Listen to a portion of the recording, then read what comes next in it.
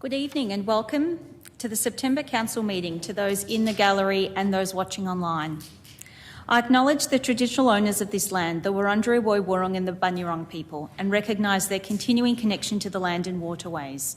I pay my respects to their elders past, present and emerging, and extend this to all Aboriginal and Torres Strait Islander people. This month I was pleased to attend and speak at the Monash Volunteer Expo, a great opportunity to support the work of South East volunteers and also recognise the amazing work of Council's 300 plus volunteers who do so much for our community. Next month we will honour those in our community who do so much for others at our Sir John Monash Awards. I'm really looking forward to sharing the nominees and winners with you all. Next month, Monash Council will also hold its Monash Seniors Festival, an important event in our calendar. Our festival promotes positive ageing and the importance of exercise, nutrition and social interaction for good physical and mental health. We'd love to see you there. More information is on our website and in the Monash Bulletin. In response to concerns about litter in Clayton, we've recently commenced a 6-month trial in 2 Clayton streets, providing free bin latches for landfill and recycling bins to prevent litter escaping from bins and polluting the streets. We'll be monitoring the outcomes from the trial and seeking feedback from residents and testing if the latches make a difference. Thank you to those residents participating and to those who raised this as an issue. Now let's get started on tonight's agenda. I don't have any apologies for this evening. Councillors, are there any disclosures of interest? If not, we will move on to the confirmation of the minutes of the last council meeting. Someone to move that the minutes of the 29 August 2023 meeting of council be taken as read and confirmed. Councillor Zagrafos, someone happy to second? Councillor Law, all those in favour? That's carried. Moving on to reception and reading of petitions, joint letters and memorials. I have a petition to submit regarding the installation of speed bumps in Cherry Street, Glen Waverley. I'm happy to move that. Can I have someone to second accepting that petition? Councillor Little, all those in favour of accepting that petition? Thank you, that is carried. Oh, councillors, any other petitions, joint letters and memorials? If not, we'll move on to public question time. So council has received 15 questions for tonight's council meeting, and 1 question was rejected under our governance rules, under my discretion to accept or reject any question that relates to personal views or actions of an individual councillor or officer. So the first question that we received is regarding item 712 on tonight's agenda, the planning scheme amendment for the Mount Waverley Activity Centre, and the submitter is Peter Palatsides. Peter, are you here to ask your question? Thank you, Peter. Please come up to the front.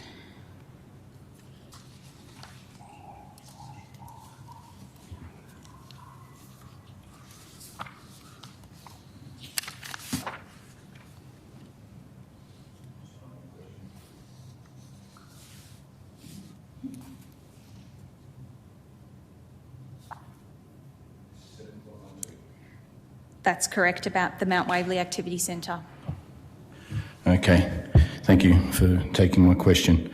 Under the heading background on page 40, Council states that as a major activity centre of Plan of Melbourne and Monash Planning Scheme, the Mount Waverley Activity Centre, MWAC, is one of the higher level activity centres in Monash. Glen Waverley and Oakley Activity Centres sit higher in the activity centre hierarchy. Can Council please state the order of hierarchy from the most important to least of all of activity precincts in Monash, being Mount Waverley, Huntingdale, Clayton, Brandon Park, Glen Waverley, Oakley and Wills Hill? Thanks for your question, Peter. The hierarchy of activity centres in Monash is set out in the Monash Planning Scheme at clause 21.6, Major Activity and Neighbourhood Centres. This, however, isn't a ranking of importance, but of their role under the planning scheme. Glen Waverley and Oakley are recognised in this clause as the higher order or larger activity centres in the municipality. The hierarchy is as follows. For major activity centres, we have Glen Waverley, Oakley, Clayton, Brandon Park and Mount Waverley. And under the category of neighbourhood centres, we have Pinewood, Wheelers Hill, Waverley Gardens, Sindel, Hughesdale, Holmes Glen, Huntingdale and Oakley South. Thank you. Thank you. The next question I have here is regarding item 721 regarding Jack Edwards Reserve dog off-leash area change, and the submitter is Maria Palatsides. I'm Maria today. She's running late. Would you like to read it out on her behalf? I'm happy to read it out. Which section was it? It was regarding item 721, Jack Edwards Reserve. Okay. 721. Part B of the conclusion relating to the dogs off leash at Jack Edwards Reserve states that B, dogs prohibited into the spectator areas surrounding the turf on synthetic pitches as depicted in yellow in the images below 2 hours before and after the National Premier League Victoria Games and otherwise when either pitch is being used for scheduled games or training. Can Council please clearly state for complete clarity if dogs will be allowed on leash in the yellow marked areas before, during or after matches? Example, can a parent bring their dog with them on a leash while watching the child play? Yes or no? Thanks for your question, Maria, through you, Peter. As stated in the report, dogs are prohibited whether on or off leash at the times listed as the noise and activity associated with the sport can lead to some dogs being overstimulated and their behaviour becoming unpredictable. Okay. The next question I have is also from Maria Palatsides regarding item 742, cleaning services. Would you like to read it out as well, Peter? Sure, go ahead. I'll read them out. Council lists one of the factors for the increased volume in sanitary services will cost an additional $126,000 for addressing community feedback and increased demand to provide sanitary units in male toilets at Council's aquatic facilities to aid Council's recreational change room facilities being more gender friendly and support males with incontinent hygiene. Can Council clarify, is this for males with only incontinent hygiene issues and or does it include sanitary items like men who menstruate? Thanks for your question. The units provided in the change rooms at Council's aquatic facilities are suitable for use for a range of purposes, including incontinence and menstrual hygiene. The next question I have is from yourself, Peter, as well, regarding item 744, the insurance portfolio renewal. Sure. 744. Insurance portfolio renewal 23-24. Where can residents view a copy of all the insurance policies that the Council is paying for? I do not refer to any policy schedules or certificates of currency, but merely the actual policy booklets that indicate what the Council and its residents are covered for. If this cannot be provided by the Council's curator of insurance, can it be accessed via an FOI request? Thanks for your question, Peter. If a resident wishes to view a copy of the insurance policy books or product disclosure statements as they're frequently called, they may contact Council's insurance and claims team by calling 7518 3555. The next question is also from yourself, Peter, regarding item 745, the Section 6 instrument. Okay. Instrument delegation from Council directly to Council staff. Yes. This states that the instrument comes into force immediately the common seal of Council is affixed to the instrument. Can Council indicate where the Council seal derives its authority from? Where can we locate the historical information about the Council seal and whether it differs from the seal of the Council after it became a corporation when it became registered for GST? Under point 3, on the coming into force of the instrument, all previous delegations to Council staff relating to the powers, duties and functions set out by the instrument, other than the CEO, are revoked. Does this mean that staff can be litigated against for their actions and functions as employees of the Council? Thanks for your question, Peter. Council must have a common seal under Section 14 of the Local Government Act 2020. The common seal must bear the name of the Council and be used in accordance with any applicable local law. Council has the power to create local laws under Section 71 of the Local Government Act 2020. Monash Council's Local Law No. 2, Administrative Procedures, Use of the Common Seal, was adopted at the 26 April 2016 Council meeting and provides how the Common Seal is to be applied, who may authorise its use and who can witness its use. Council did not become a corporation when it became registered for GST, as you suggest. Rather, Council is a statutory body corporate under the Local Government Act 2020. The Common Seal has remained the same. The fact that a previous delegation is revoked has no impact on the legality of a decision made while it was in effect. If a staff member lawfully exercised a power, duty or function under delegation, that exercise of a power, duty or function remains lawful. So can that be litigated? Was the question. So I've provided the council response. Perhaps if you have any follow-up questions, we can address them after the meeting. But that was the question. I've provided you with council's response to the question. Okay. So we're now moving on to other questions that don't relate to matters that are on tonight's agenda. And the next question I have is regarding new and improved sports facilities in the Monash municipality. And the question submitter is Lachlan Moore. Lachlan, are you here this evening to ask your question? If not, I'm happy to read it out for you. Many students and residents face significant challenges in finding suitable places to play basketball, which hinders our ability to engage in this healthy and constructive activity. Furthermore, the conditions of our existing basketball courts in suburbs such as Glen Waverley, Willers Hill and Mulgrave are inadequate for use as they are poorly maintained and are generally open only for select hours. Collectively, this has made training or socially playing the beloved sport a challenging task. I urgently seek your support in resolving this matter by considering the establishment of a new and improved multi-sport facility within Monash. A well-maintained and accessible sporting court would not only promote physical fitness but also provide a safe and inclusive place for the youth and residents of all ages to come together and enjoy this sport. Fortunately, a basketball court can be highly versatile with the ability to play sports such as futsal, volleyball, badminton and much more. Thank you for your question, Lachlan. Council recognises the need for indoor courts and has recently completed the new 5-court indoor stadium at Oakley Recreation Centre.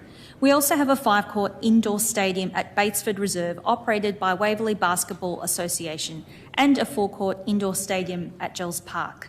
In addition to this, Council has recently endorsed the Active Recreation Opportunities Strategy in 2021, which identifies existing and proposed active recreation hubs or nodes across Monash and includes facilities such as outdoor basketball hoops and courts, futsal, multi-sport courts, tennis walls and fitness equipment.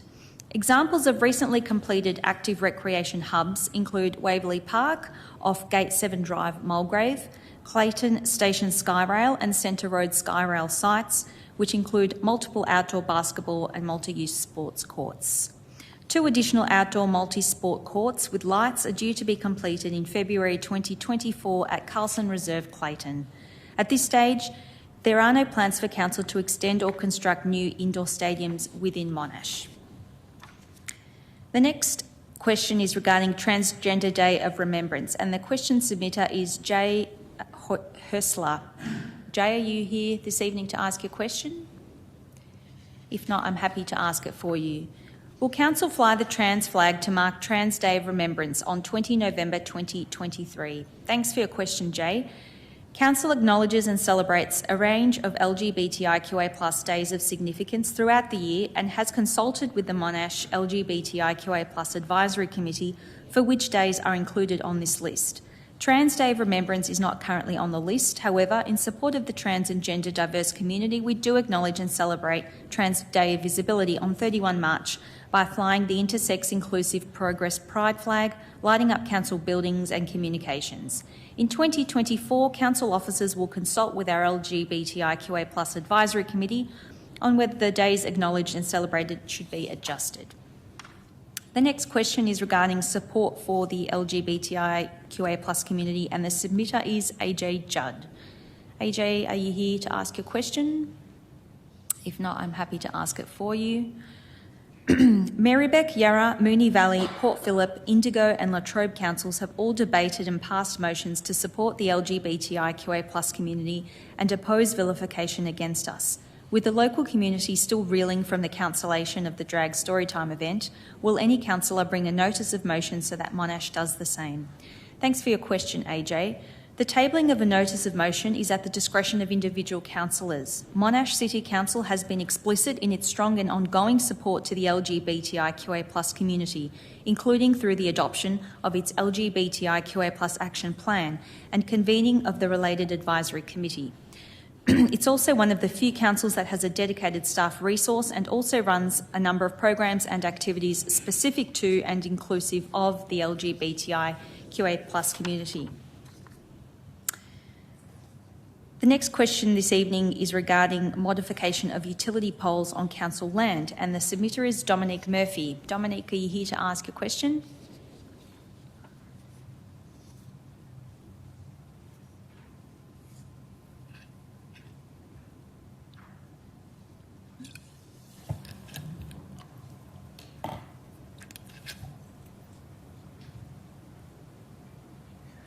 Under what circumstances is council permission required for modifications or additions to occur with utility poles on council land? Thanks for your question, Dominique. Service authorities usually require council permission to access utility poles and conduct work on council land, and this allows us to set safety and reinstatement requirements. Permission is not needed on a road or road reserve, and council does not necessarily have control over what assets are put on poles that are not owned by council. If there was an emergency, the service authority would access the council land without obtaining council's permission, but they would advise council after the event. Service authorities are expected to meet specific standards of safety, such as traffic management, and to hold public liability insurance, which covers work on council land. The next question is also from yourself, Dominique, regarding the hire of community and sporting facilities to community groups and clubs. The community and sporting facilities built by the council for clubs and community groups, are these made available to clubs and groups with any costs payable to the City of Monash? Thanks for your question, Dominique. Sporting clubs and community groups are charged for their use of council facilities as per the schedule of fees adopted as part of council's annual budget process. These facilities are also typically available for hire by the broader community when not in use by the tenant club or user group. The next question is also from yourself, Dominique, regarding the impact of vehicle emissions on environment and the climate. If road speeds throughout the municipality continue to be reduced, doesn't this increase the threat to climate due to vehicle emissions, with a commensurate increase in the time vehicles are on the road to reach their destination? Thanks for your question, Dominique. According to the Australian Government's Green Vehicle Guide, there are many variants that contribute to a vehicle's effect on emissions. High speeds can both increase fuel consumption and emissions. However, the smoothness of driving and driving habits, as well as the fuel efficiency of a vehicle, also have a significant impact on the level of greenhouse gases emitted when driving. The next question is regarding councillor information, and the submitter is Michael Bate. Michael, are you here to ask your question? If not, I'm happy to read it out for you. How many currently serving councillors reside within the City of Monash, and of these, how many reside within the ward they represent? Thank you for your question, Michael. 7 councillors reside within the City of Monash and 2 reside within the ward they represent. A person may nominate as a candidate for an election as a councillor. To become a candidate, they must be enrolled for the council in which they wish to stand. Currently, Monash Council has 4 wards, and a candidate may nominate for any ward in the municipality.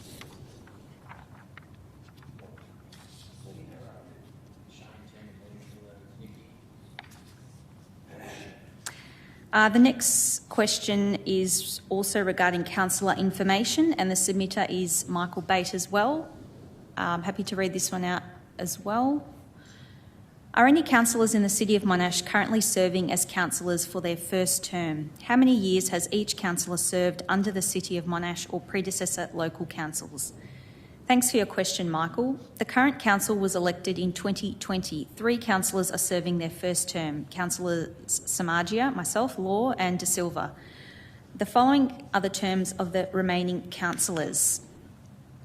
Little, 13 years, Lake, 23, Fergus, 7, Closaris, 23, Patterson, 10, McCluskey, 7, James, 7 and Zagrafos, 11.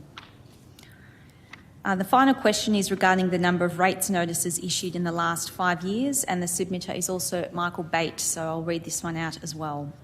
With the increasing number of apartments and multiple dwellings on a single block of land, can the Council advise the number of residential rate notices issued in each of the last 5 years? Thanks for your question, Michael. The number of residential rate notices issued in each of the last 5 years are, in 23-24, residential rates notices issued, there were 78,311. In 22-23, there were 77,560. In 21-22, 76,613. In 2020-21, 74,588. And in 2019-20, there were 73,500. That concludes public question time. So we'll now move on to... Sorry, just on a point of order, can we just clarify there's 6 councillors that live in their wards? 6. 6 councillors that live in their wards. It's not 2. Well, there's yourself, there's Councillor Plus, there's Councillor... can we perhaps leave this information... or can we clarify it to the questioner? I think we'll... at a later time, maybe? Yes. Yeah, thanks.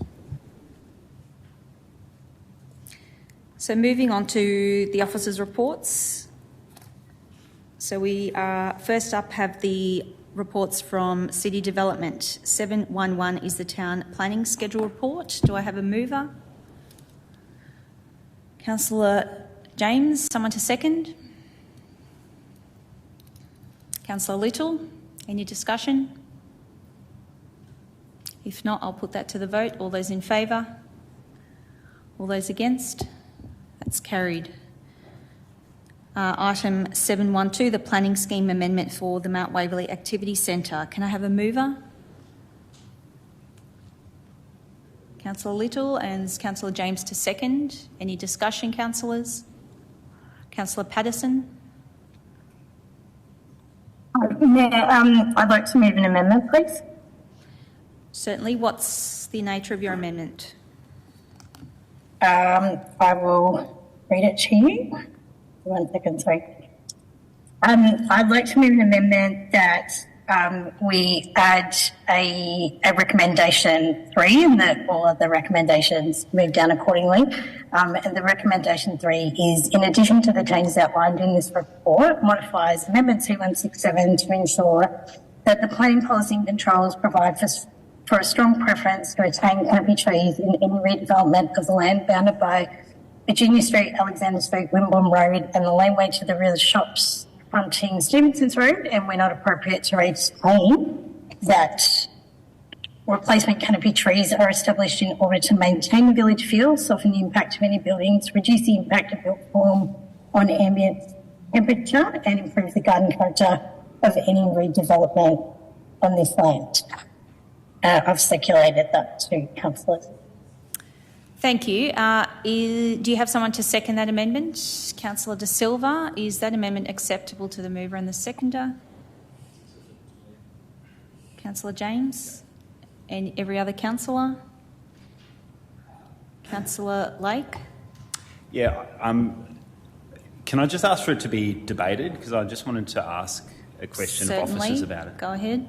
I'm just wondering, are officers comfortable with the amendment, or do officers recommend that it not be supported? Thanks. Through you, Mayor. Officers are, through a community consultation, we've considered all the submissions.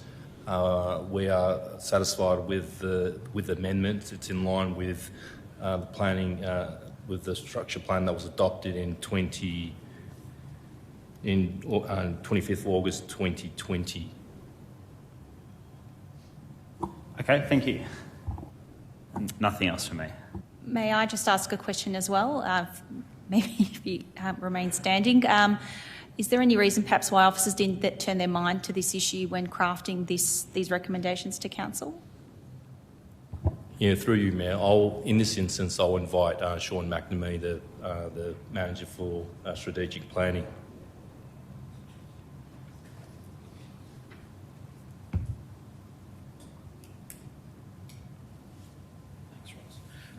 Thank you, Mayor.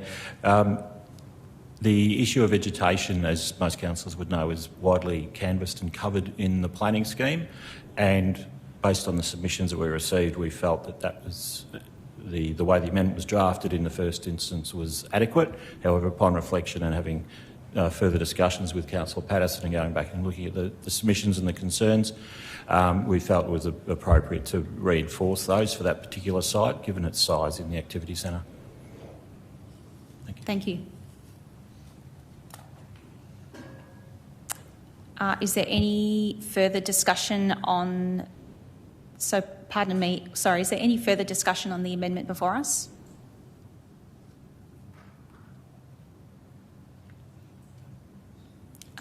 If not, I will put that to the vote, put the amendment to the vote. Or Councillor Klasaris?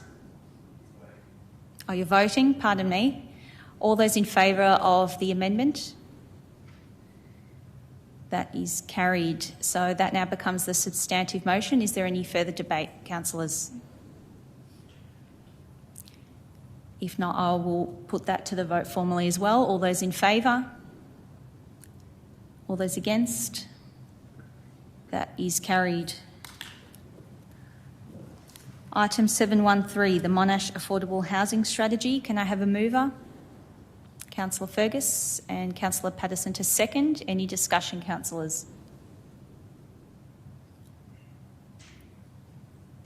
Councillor Patterson? Thanks, Mayor. I just want to thank the officers for their ongoing work in developing up the affordable housing strategy. I think we all know that this is something that's really important to our community and communities more broadly. Whilst it's heartening to see that this is an issue that's getting some attention from state and federal governments, I think that councils have a role to play in ensuring that there is affordable housing available in their communities. So I just want to thank the officers for all of the work that's gone into this and just commend it to the council. Thanks. Any further discussion? Councillor Zagrafos. Mayor, I've just got a question before I make some comments. Certainly. In light of the housing statement that was released by the state government last week, is there anything in that may need to be considered before a decision is made on this report? Thank you. Through you, Mayor, not at all. The recent changes announced by the Victorian Government help to assist the goal of increasing the provision of affordable housing. However, as with most complex problems, the issue of affordable housing and housing affordability needs action from all levels of government. The Monash Affordable Housing Strategy is critical to frame Council's role in the affordable housing and housing affordability space and complements the direction of the Victoria's housing strategy. Thank you. I'll just make some comments. Thank you very much for that answer. And as Councillor Patterson said, this has been a very topical issue. However, I have become quite concerned about the attitude of this state government when it comes to, demonising homeowners, and particularly those that have investment properties who are trying to, get ahead in life by having one or maybe even two investment properties or maybe even a holiday house after working hard for decades. And in my view, Mayor, the state government should not be imposing these types of added pressures on homeowners and investors, particularly when we're going into tough economic times. So we've had the Airbnb tax last week, we've got land tax going up, we've got disincentives, we've got rent caps. So these are things that are not going to help. So in light of all that, although I think the work that this council has done will definitely help Monash residents, I think broadly speaking, Monash residents will be hurt by these changes of this state government. Thank you. Any further debate on this item, councillors? Councillor Fergus. Thank you, Mayor.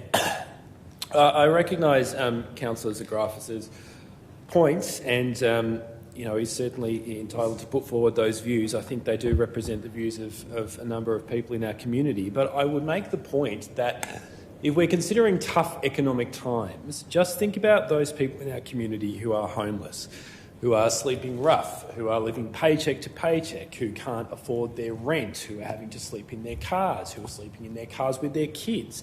These are people who are most impacted by tough economic times, and these are the people who this strategy aims to assist. In fact, if we were to address housing affordability in Monash, it would assist the majority of our community who can not reasonably be considered super wealthy, I would have thought. There are many people who are doing it tough in Monash and could use a bit of a rethink in how we do housing. In 2016, there were about 1,600 social housing dwellings in Monash, and there was an unmet need at that time for another 6,500 affordable dwellings. And we're now 7 years on from that, and the strategy projected that in 7 further years, in 2030, that number could rise to 8,500 dwellings almost. We are rapidly barrelling towards a housing crisis locally in this city and across this country. And although the need has grown by about 1,000 homes since we started putting together the data for this strategy, how many social housing dwellings or affordable dwellings have been built locally? A handful, perhaps. Things are getting worse, not better, and I really thank our officers for their ongoing work in this space. We need to do more. Every level of government needs to do more. And I also thank those people in our community who put in comments, gave feedback and said that this strategy could be even stronger. I think it could. I think this is an excellent start, but we really have to get a move on. So I'm really pleased to see some of the social housing projects happening around Monash. Thanks. Any further discussion, councillors? If not, I'll put that to the vote. All those in favour? All those against? That's carried. Item 714, the SRL East Precincts discussion paper. Can I have a mover? Councillor Fergus, someone to second. Councillor De Silva, any discussion? Councillor Zagrafos. Thank you very much. I'll make my comments quite brief. Before I attended tonight, I stopped at Monash University at an event that was being held by the Monash Precinct Network, which is a new entity that Monash Council is a member of, that was enacted as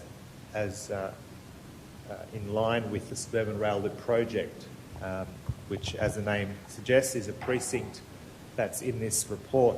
And although I've got concerns about the project, and I've made those clear in this chamber, and I think with today's resignation this project may not even proceed because it was the brainchild and the child of Daniel Andrews, putting that aside, I do think that the awareness of the Monash precinct, particularly one of the precincts around Monash University and Monash train station, and the awareness of that in Australia and even internationally has been a good thing. And if I can look at anything that's, at this point, notwithstanding the debt and the budget being blown out of proportion and out of control, the emphasis on what Monash has to offer in business and the economy, in science, in academia, has been really good to see. And hopefully, whatever happens with the project, that continues and we look at Monash in the future like we do with Oxford, like we do with Cambridge, like we do with other parts of the world that have those precincts like we do. So hopefully that continues in the future. Thank you. Any further discussion, councillors? If not, I'll put that to the vote. All those in favour? All those against? That's carried. Moving on to item 715, the Glen Waverley proposed civic precinct project community consultation. Can I have a mover? Councillor Lake, and a seconder, Councillor Law. Any discussion, councillors?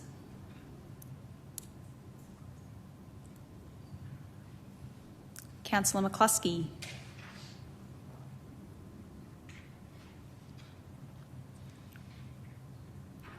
Thank you, and apologies, Mayor, for the dodgy internet I'm suffering here. Sometimes I go in and I just drop out of the meeting, so my apologies for that. I note the report back from the consultation process, and I think there's varying views on what that meant and how that was conducted, and different views. I mean, different community people gave different feedback to me on the opportunity and what was presented to them. But regardless, I think the results are there, and we can all have our views on what they mean for us individually and for the project. But I'd like to move an amendment, if I could, Mayor, and it's an amendment that I've sent to councillors already, albeit a bit late in the day. My apologies for that, and as I've said in the email to everybody, my apologies for sending it so late in the day. It's been difficult to get it to everybody any quicker than what I have. It's quite voluminous, Mayor, so I'll leave it to councillors to read for themselves. I'll send it to governance for their reference as well. But essentially, if I could perhaps, Mayor, with your permission, just spell out the elements of it that relate to the project itself. Would that suffice, do you think? That would be helpful. Thank you. So essentially, what this asks officers to do, and I'm sorry, Mayor, I should also mention, I also emailed councillors on the numbering. So disregard the actual numbering. Instead of number 1, 2, 3 and 4 in the amendment itself, they should read from 4 onwards. So apologies for that. But so essentially what the amendment asks for is to direct officers off to develop an alternative design, not to dismiss the current design, but give us an alternative design with a somewhat scaled down approach. It outlines for officers a scope around the important key elements, and the key elements that were called out as favourable in some of that consultation that we've heard back on tonight. So those main I would say, main elements of the project, call those out, include those in the scope. Also dedicates a $15 million fund from the SRLA Land Acquisition Fund for Open Space Land Acquisition Fund, and asks officers to go away and come back to council in May at the May meeting of council with an alternative design. So it still retains a contemporary, upgraded, significant library, the community meeting space, the flexible nature of community meeting spaces, housing office staff, and the like. Most of a lot of the key elements that are in the original design and the larger design. The idea behind this, Mayor, is, if it's supported by council, is to give us as a council, I guess, an alternative to design, to compare and perhaps turn our mind to what we're most in favour of entertaining, what's currently before us in the design that's been consulted upon, or a more modest design and at a much cheaper rate. So that's the intent of the amendment, Mayor. I'm happy to put that amendment if there's a seconder. I'm happy to second that amendment. Is the amendment acceptable to the mover and the seconder? Let's debate the amendment, councillors. Councillor Lake. Thank you, Mayor. So, Mayor, first point of order. Mayor, I know that, sorry, Councillor Lake, my apologies, but Mayor, I know there's no right of reply, but I'm happy for anyone to speak, but I just want to, in case I drop out or don't come back, I just want to have a chance to contribute on the amendment as well, please. Thank you. Sorry, Councillor Lake. Certainly. You're happy for Councillor McCluskey to go first? Okay, Councillor McCluskey. No, that's fine. I interrupted Councillor Lake and go. I just want to, in case I drop out, I'll contribute at some stage. Thanks, Mayor. Well, the politeness is just brimming in this room right now. Councillor McCluskey, I might just hand it over to you. Thanks, Mayor. That's lovely of Councillor Lake, you're so polite. So I apologise for interrupting. Essentially, Mayor, I think we're all excited. Well, I know every councillor in the room that I've spoken to is excited about the prospect of a contemporary library and civic space, and I think everyone's on the same page there.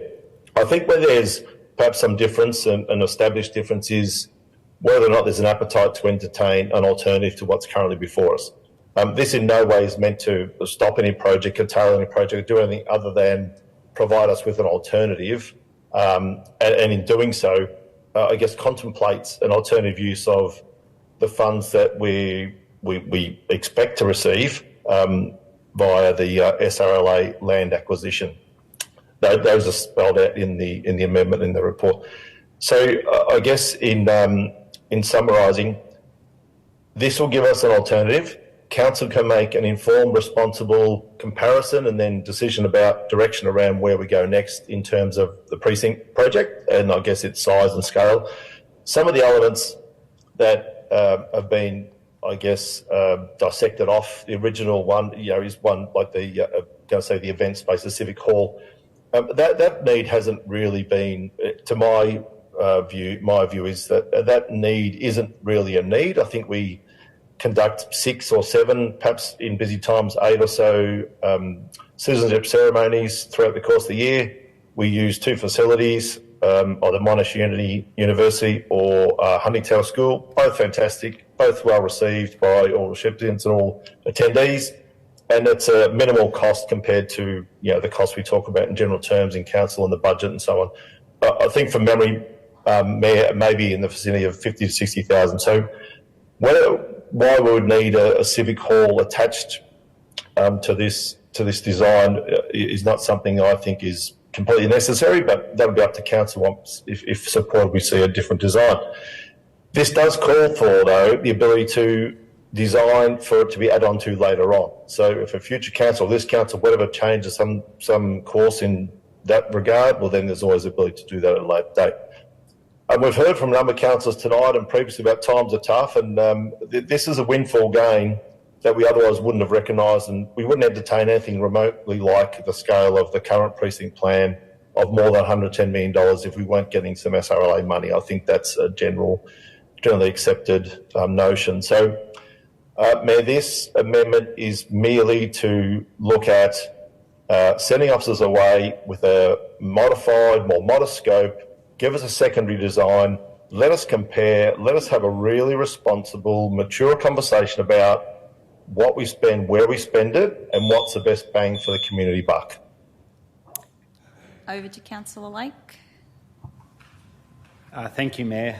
I don't support the amendment, but I mean, this is an alternative approach that Council could take up if Council was generally supportive of the thrust of the project that we've consulted upon over the last few months. But basically, if Council wanted to reduce it in scale and reduce it quite significantly, my preference remains with the notice of motion that Councillor Law and I have submitted that is later on this agenda, and what we're recommending is that Council stick with the project that was consulted upon and which the community consultation demonstrates that there's a very high level of support in the community for it as it's currently presented.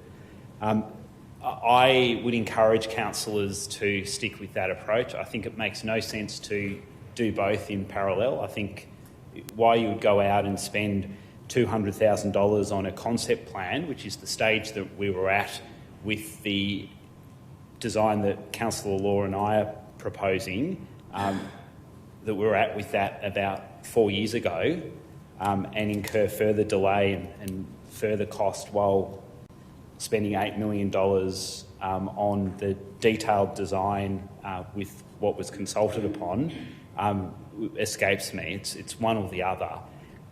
What's proposed here is effectively a reduction in the library size of 40%.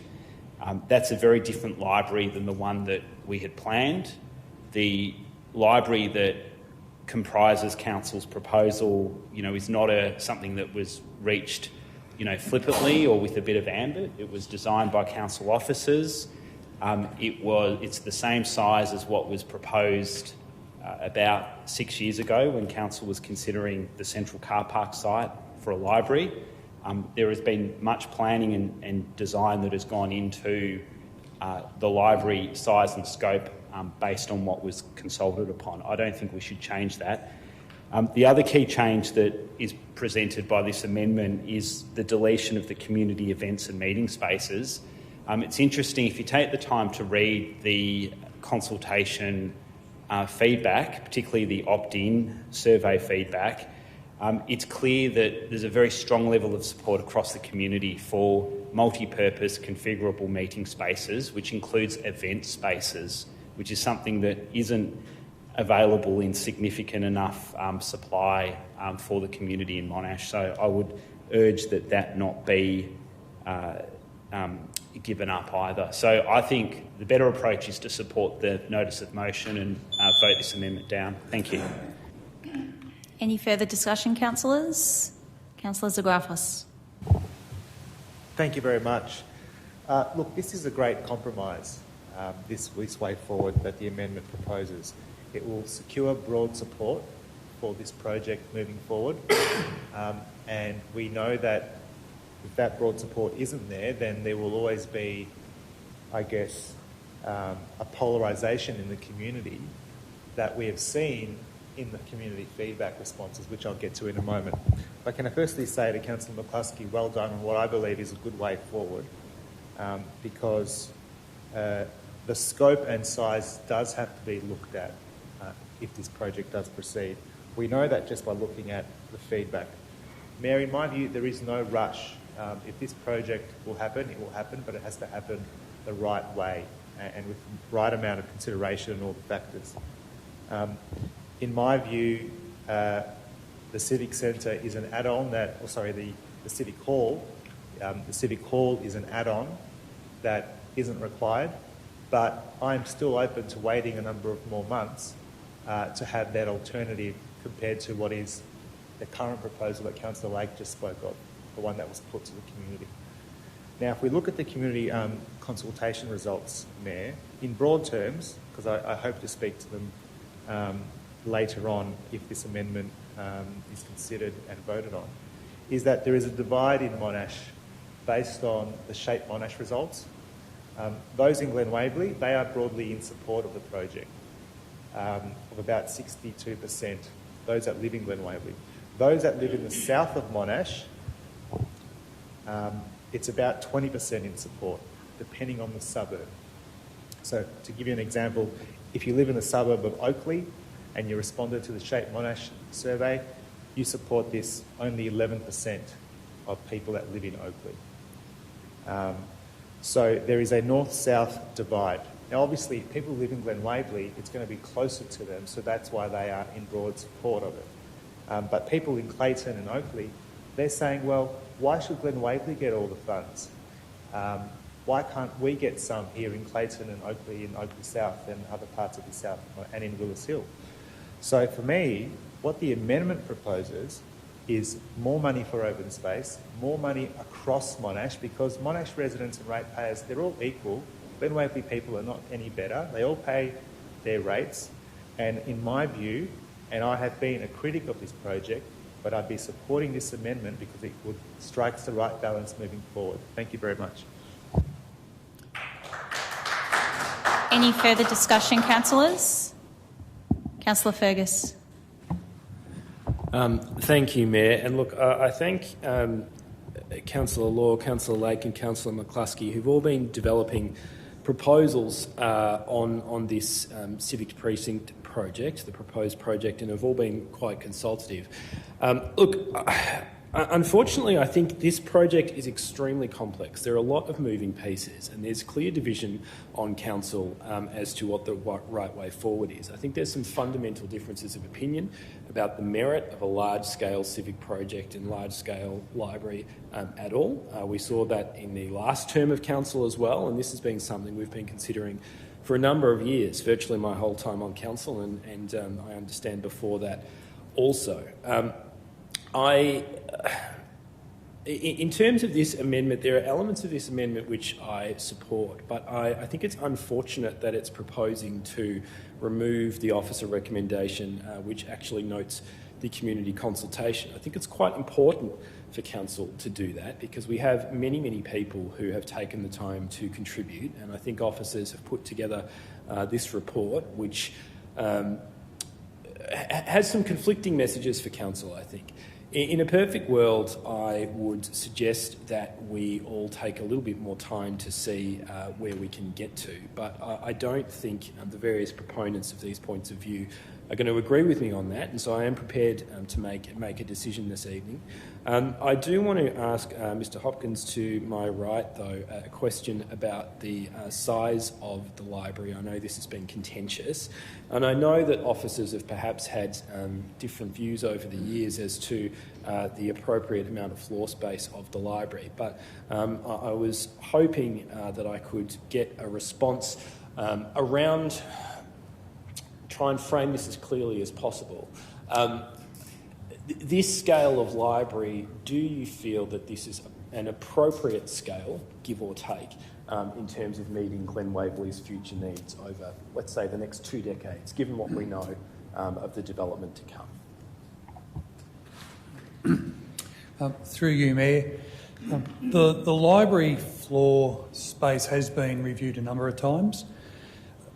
I believe that it is appropriate in size for a couple of reasons. One is that it serves as pretty much our headquarters, our branch, the headquarters of our branch libraries, but also because of the anticipated significant increase in population around this major activity centre, especially predicated on data coming from the suburban rail loop. So yes, I do believe it's an appropriate size. Thank you. And perhaps also a question to the Director of City Services as well, if I may. With the Civic Hall and group meeting room spaces, do you anticipate that what's proposed in Councillor Lake and Councillor Law's notice of motion later on this agenda, do you anticipate that the scale of what's proposed there is appropriate to meet the needs of the community here, in much the same way as I've asked Russell? Through you, Mayor. As far as the City Hall goes, the first piece of the puzzle for me would be the citizenship ceremonies. We do approximately 11 or 12 of those a year, and our current hall hire costs are approximately $10,000 per occasion, so approximate spend of $120K per annum there. In regards to the halls, anecdotally I can say that in the Glen Waverley area, in my experience, we simply don't have enough halls to accommodate the needs of our community in this immediate area, and it would be my expectation that any facility here would be heavily used for that purpose, not to mention a good size facility for those larger occasions, which we simply, as a municipality, don't have at the moment. Thank you both. Look, I don't think I can support the amendment at this time. I think we need to note the findings of the consultation, and I think it's unfortunate that we haven't been able to find more of a consensus position on such a major project. I hope we can continue to do so, but I look forward to the debate on the notice of motion later in the meeting. Can I please ask a question of the Director for City Development, or Acting CEO? Is it still the advice of council officers that we should wait until we can obtain greater certainty over the funding we will receive from the Suburban Rail Loop Authority before we proceed any further with this project? Through you, Mayor, officers have provided previous advice to Council along those lines. Council, it is a matter for Council how they determine to proceed with the project from here. So my view, I think, unlike Councillor Lake's suggestion, I think there's very good reason to spend more money on a new concept design here. I think that a very good reason for that is that the costs of this proposed project have skyrocketed in a very short period of time, from around $80 million to $130 million in a matter of months. Facing a cost increase of over 60%, I believe the responsible course of action would be to stop, take stock and examine how we can rein in the project costs by adjusting the project scale and scope and examining lower cost options. The need to do that is heightened by the uncertain funding sources for this project. We have very clear advice from council officers to wait until we get certainty and clarity over what council will receive from the SRLA and when. We received that advice earlier this year, and as we've all just heard, that advice still stands, and my view is that council should take heed of that advice. This amendment provides council with a responsible and prudent way forward. It directs officers to develop a lower cost alternative for council's consideration, and it also prompts council to do what we haven't yet done: assess whether it's best to spend these once-in-a-lifetime funds from the SRLA and from selling Central Car Park on just one project, or whether we should set aside some for open space and other investments. Forging ahead under the circumstances, I believe, would be financially reckless. We haven't examined alternatives, and the proposed costs have already blown out astronomically. The consultation outcomes show our community is deeply divided on this proposal, and these are not strong foundations upon which to proceed and spend further funds. If we agree on the need for a new library in Glen Waverley, and many, if not most councillors do, is it wise to spend quite this much? Does it make sense to blow all the money we expect from the SRLA and council's most valuable piece of land on just one project? We can't answer these questions because there's been no assessment done of value or return to our community. We just simply haven't done the work to assess this. But this amendment, in my view, provides a way forward to do just that. And one of the best aspects of this amendment is that it dedicates a substantial amount of funds, $15 million, towards open space, something this council has never done before, something we know our residents want, something we know will deliver long-term benefits for our community. Carefully spending ratepayer funds is one of the most important things that we do as a council. Failing to examine alternatives, failing to analyse whether spending so much money on one project delivers the best return to our community, failing to analyse whether we should instead apportion some funding to other much-needed community investments such as more open space, improving the accessibility of our buildings, building other community infrastructure, means we're failing to spend ratepayers' money rigorously, prudently and responsibly. Any further discussion? Councillor Zagrafos? Can I just ask a procedural question? Certainly. I don't know if it's to you or to the governance director, but what consultation will be removed from if the amendment is carried? Councillor Fergus said that consultation will be removed from the report. I'm not sure whether I understand where that's coming from.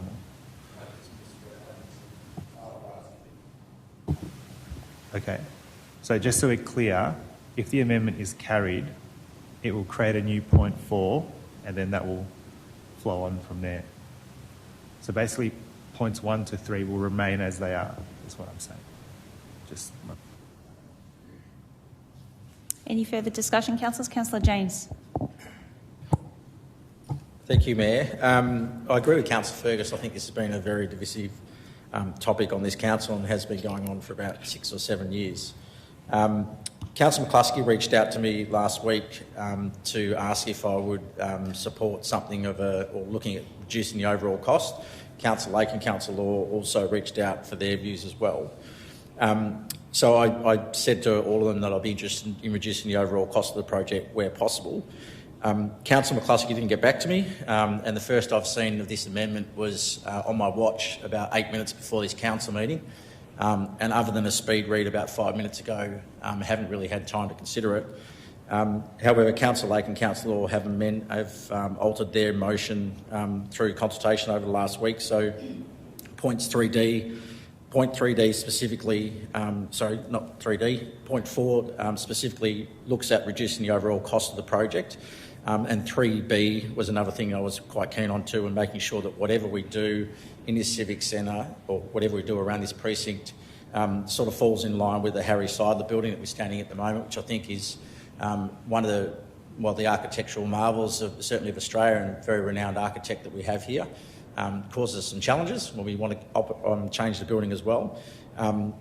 So, I mean, I'm all for reducing the overall cost. I like the design as it is. I think the civic space is probably, to me, a crucial part of what we're going to create here, because we don't have that. Unlike, for example, the City of Port Phillip, which has the St Kilda Town Hall, the Elsternwick Town Hall, the list goes on. They've got about 6 or 7 places down there just through the way it was created in that inner city environment. We're probably one of the only municipalities that I can think of that doesn't have a civic space. So that part of the project, perhaps to me, is incredibly attractive. So I won't be supporting the amendment. It's disappointing I wasn't consulted on the amendment prior to the meeting, because I may have had some input which may have altered what was there, but I won't be supporting the amendment. I'll be supporting Councillor Lake and Councillor Law's motion later in the evening. Any further discussion, councillors? Councillor Law? Mayor, can I just ask a procedural question similar to Councillor Gravis, perhaps some clarity. I did explain at the start of moving the amendment that although the amendment cites points 1 to 4, they actually will start at point 4 after the officer's report of the first 3 points. So nothing of the officer's report will be removed. The amendment simply tacks on to the end of that, if that provides any clarity for Councillor Fergus and others. Thanks, Mayor. Councillor Law? Thanks, Mayor. I won't add on too much after everyone has spoke, but my positions will not be supporting the amendment in here. I just want to thank all the officers and everyone that has provided the feedback for the project in the open consultations. I think every comment and every feedback is important regardless which way it goes. One thing that I really want to touch on is the civic halls. City of Monash has 23 halls altogether across the municipalities. Glen Waverley only sits 2, and is one of the top 5 facilities that has been used across the year. And we've been having increase of the use of 38% over the year. I think is really important. As much as I say to civic halls, but I really think I agree with Councillor Lake and say it's the multi-purpose use halls. It's for people that come together and connections. Glen Waverley is one of the central space that has later on has SRL and then also had the Glen Waverley central stations. And I think it brings the people together as well. So it will be a space that where we can connect more people for our community together. So I think it's important to have that. And the same as a library, have all different multi-purpose use as well. So I'm looking forward for people to support the norms later. Thank you. Any further discussion, councillors? If not, I'll put that amendment to the vote. All those in favour? And all those against? I'm going to call a division there. So all those in favour, Councillors Little, McCluskey, Zagrafos and myself. All those against? Councillor James, De Silva, Patterson, Classaris, Fergus, Lake and Law.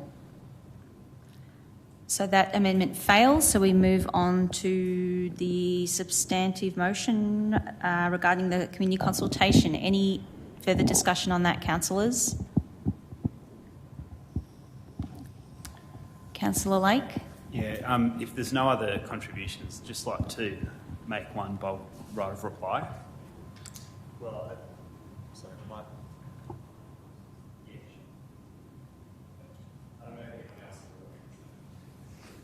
Well, thank you. I might just make some comments on the substantive motion and just speak about the consultation findings, which is, I guess, the main makeup of this report.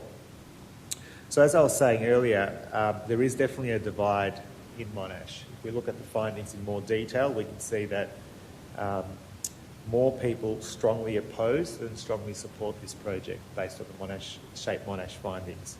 Support for the project is weak because those who oppose it, they do so strongly, and those that support it, they do so weakly, as in weak. And we know that, as I said earlier, the people that live in Glen Waverley support the project. Yes, I accept that. And if we look at the telephone survey, we can see that it has been weighted 50% for people that live in Glen Waverley.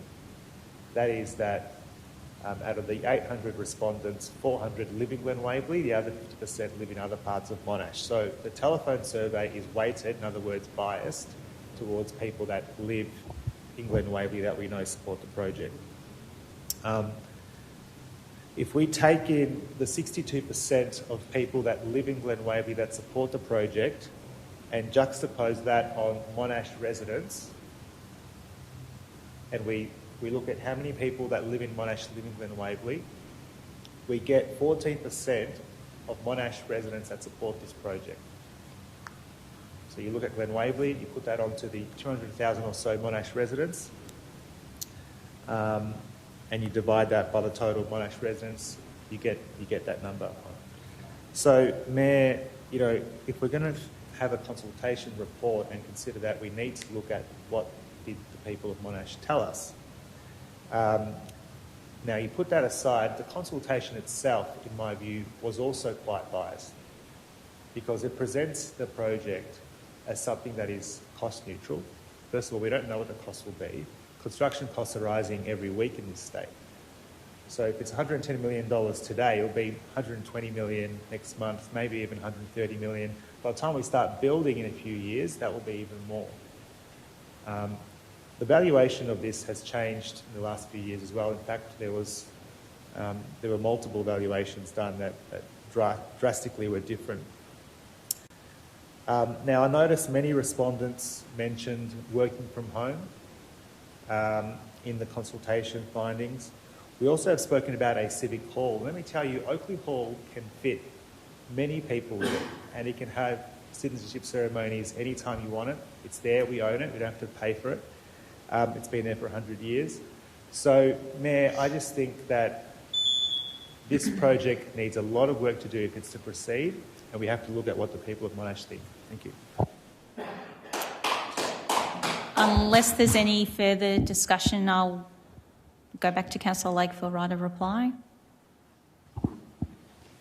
Thanks, Mayor. I just wanted to address a couple of points that came up during discussion on the amendment and also in Councillor Zagrafis's further contribution, all of which are relevant still to the report that's before us on consultation.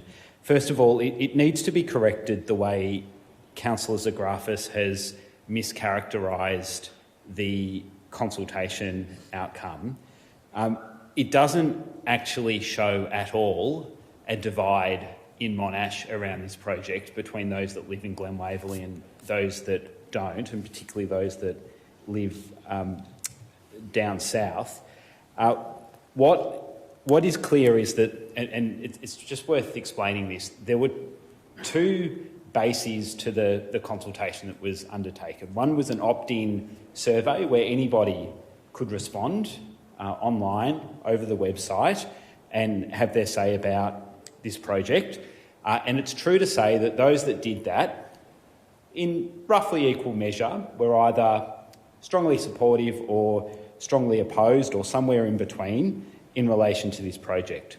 However, there was a telephone survey of 800 people, which is more than the number of people who responded to the opt-in survey, and that provides a statistically relevant insight into what our community thinks about this project. And the results of that consultation was that more than 7 times the number of residents who oppose the project support it. Support for the project, according to the authors of the report who conducted the survey, is very high, and the difference between those that live in Glen Waverley and those that don't live in Glen Waverley is only marginally different. So there was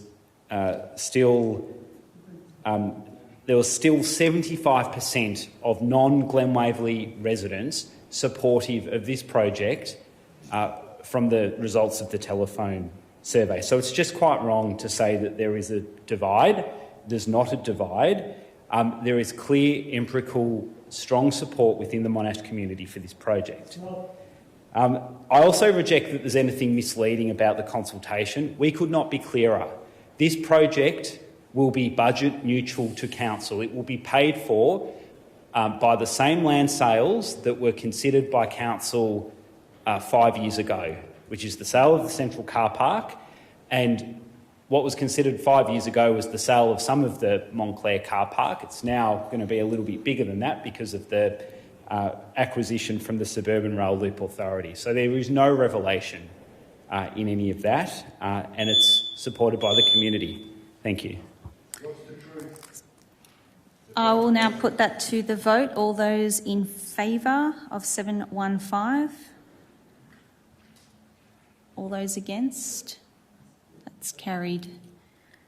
Moving on to community services reports. Item 721, Jack Edwards Reserve. Can I have a mover? I'll move it, Mayor. Councillor Klasaris. Someone to second? Councillor Zagrafos. Any discussion? If not, Councillor James. Thank you, Mayor. Just reiterating that my long-held position that I won't be supporting this. I think that if we're spending upwards of $14 million on Jack Edwards Reserve, the least we can do is allow dog owners to enjoy the practice that they've had for many, many years of letting their dogs through. The whole purpose of this, or the reason that the $14 million was sold to us, was to make it a community facility for the community to access. And this motion proposes effectively to lock the community out and give exclusive use to the club, so I won't be supporting it. Any further discussion, councillors? If not, I'll put that to the vote. All those in favour? All those against? All those in favour, please put your hands up. A division's been called. So Councillors Patterson, McCluskey, Klasaris, Lake, Zagrafos, Law and myself. All those against? Councillors James, Little, Fergus. Sorry, Councillor De Silva, I'm not sure if I've captured your vote. Certainly. I think we've got everyone there. Okay, so that passes. Moving on to 722, the Monash Health and Wellbeing Plan. Can I have a mover? Councillor Fergus, someone to second. Councillor Patterson, any discussion? If not, I'll put that to the vote. All those in favour? All those against? That's carried. Item 723, the Monash Quick Response Grants Program. I'm happy to move that. Someone happy to second? Councillor Law, any discussion? If not, I'll put that to the vote. All those in favour? All those against? That's carried. Item 724, Community Loan Organisation Loan Guarantee for the Waverley Hockey Club. Councillor McCluskey is happy to move and Councillor Patterson to second. Any discussion, councillors? If not, I will put that to the vote. All those in favour? All those against? That's carried. Item 725, the Oakley Golf Course Future Planning. Can I have a mover?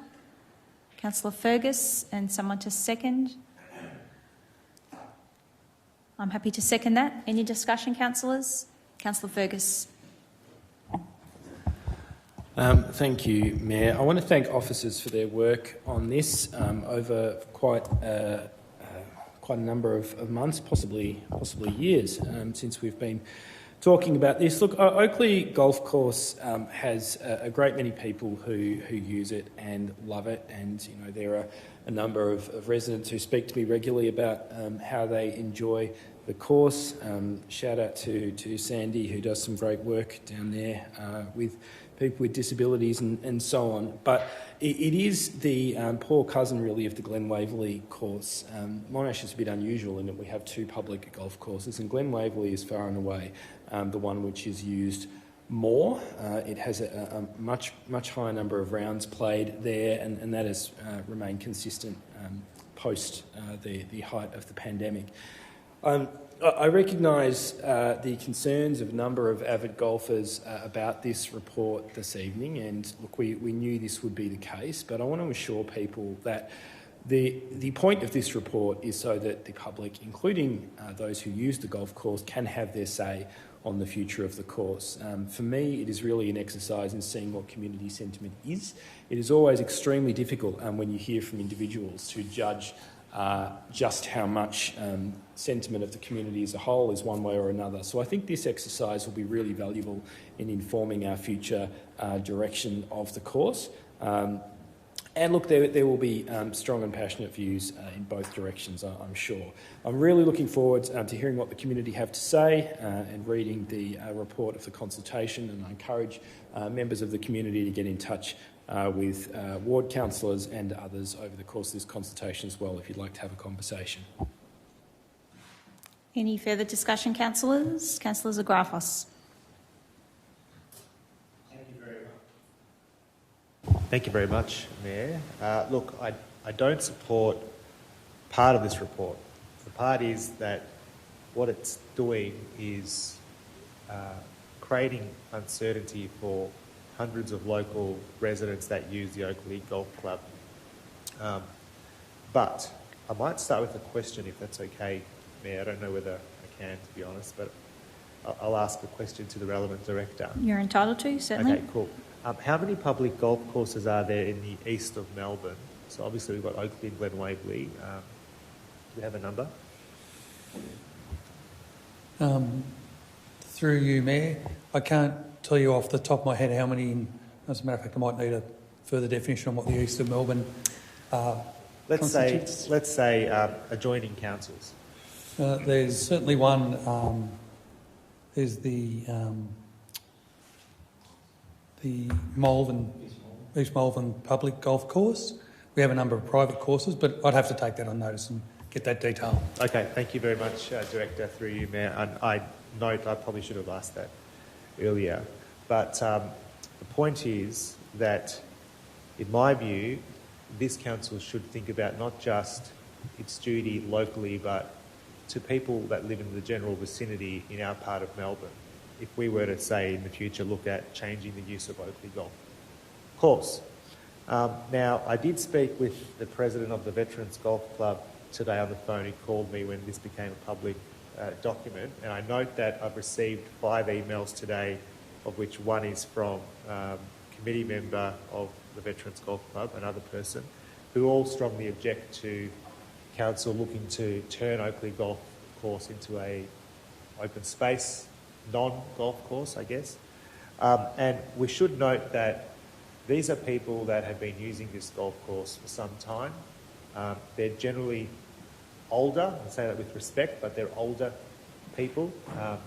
And they also believe that we probably should have spoken to them at least before putting this out for consultation. Putting that aside, one consideration that I have is that with the new housing coming into the Oakley area, so apartment complexes and basically new dwellings, you know, the demand for golf will only increase. And we've seen that in this report that the rounds played at Oakley Golf Course have dramatically increased since the COVID pandemic. So people want to go play golf at our public golf courses. In my view, Monash Council is not there to provide a profitable business. Yes, we want to run our budgets efficiently, but we provide a service to people, same like we do at the Monash Gallery of Art, or the new name, which escapes me now, but our libraries, for example, and other services. You know, they run at a loss, I guess you could say that, because we fund them. And the Monash ratepayer deserves to have services like this that they can use in Monash. So putting that all into our consideration, I'm not scared to go for consultation, but I want councillors to strongly think about those that use this golf course, they want to use it, and those that could use it again in the future before we make a decision to close the golf course. Thank you. Any further discussion, councillors? Councillor James? Thank you, Mayor. Councillor Sgrafis is quite right. We have, or the Oakley Ward Council received quite a few emails today regarding this, most of them from golf club members. It's obvious to me through those emails there's been a bit of misinformation spread around, and that's disappointing. Without perhaps breaching the trust confidentiality of those around this table, when we've discussed this prior to this moment, I don't think anyone's suggesting going ahead with either of these two options. The consultant came in and gave us a report, and we said, well, we don't really know what to do. Let's go out and see what the community think. So that is legitimately what this is. Option one is retain exactly what we've got now. We'll have to spend some money, I think it was in 3 years, to redo the pro shop, the golf club, I think it is, because it's not fit for purpose. So that option one would be, we'll retain it as a golf course and we'll spend the money upgrading the infrastructure that's there at the moment, replace the golf area. And I think certainly in discussions Councillor Patterson and I had a couple of years ago, and it might have been Councillor Fergus actually as well, when this council term started, when we said, well, let's look at doing something, is, well, if we're going to redevelop that, then let's redevelop the pro shop and have an outdoor dining area. Point of order. Mayor, has half the council dropped off the meeting? Can we get some confirmation about that? Are they still there? We might want to just pause until they're back. Through you, Mayor. Did you pay the internet bill, Gareth? I assume I'm interrupting someone, but those of us online are not getting any kind of audio or video. Can you see and hear now? That's better. Yeah, Okay. thank you. Are you able Apologies. to? Are you able Sorry, Mayor. From mine, I can see there's two screens of the chamber. One's concentrating Councillors Laws, Graffers and Lake, and I can see that and movement there. But the one that had Councillor James is frozen. Or now it's better. It looks like it's fixed itself now. Perhaps we'll try again. Thanks. Someone online, perhaps if you're able to recall at what point you feel you've dropped out of the discussion. Was it at some point in the middle of Councillor James? Yeah. He was saying something about he and I had a discussion at some point. If he can recall it or his contribution from there, that would be amazing, or summarise it. It was sometime after he mischaracterised my consultation with him, I think, Mayor. So Councillor Patterson and I think it was Councillor Fergus, when we first this term started, I think we discussed, well, if we're going to redo the club, the pro shop there, what could we have? Could we have maybe a deck or a cafe or some outdoor dining there and really improve that facility? So I think for me anyway, and certainly the general gist amongst discussions that we've had is, well, let's go out to the community and say, do we want to keep it as a golf club? And if we want to keep it as a golf club, let's go and invest in the facilities and the pro shop and make the facility as best as it can. Or do we want to turn it into open space? Is that what the community want? So I don't think there's any preconceived outcomes that have been determined here. It's not like we're going out saying we're going down this course, but we're doing this sham consultation just to tick a box. This is legitimately, what do the community want? And if people want a 9-hole golf course then, well, let's leave it there and let's invest in improving the facilities that are there. Because where it is at the moment, it really is that building is not fit for purpose. And the golf club needs a bit of love. The course itself needs a bit of love or attention. My wife and I have played there quite a few times. So, let's find out what the community wants and let's work out a way forward. So this is a legitimate consultation. There's certainly no predetermined outcome that's been suggested in some of the emails today. And if we're going to keep it as a golf club, let's keep it as a golf club, but let's make that decision and invest in the facilities to make it as best as it can be. So, like Councillor Fergus and Councillor Zagrafis, I'm looking forward to see what the community comes back with. And maybe that's 90% in favour, and so be it. Any further discussion, councillors? Councillor Fergus? Yep. Thank you. Mayor, I remember, and Councillor Klasaris will as well, the first council that we were both a part of, which is many years ago now, but we made a decision in that council to close the Oakley outdoor pool, and that caused great community interest and opposition, and indeed it's part of the, I think, chain of events that led to Councillor Little being elected to this council in 2003, because he got quite involved in that opposition campaign to that decision, and council changed that decision. I think we changed it prior to the 2003 election when Councillor Little first came onto council.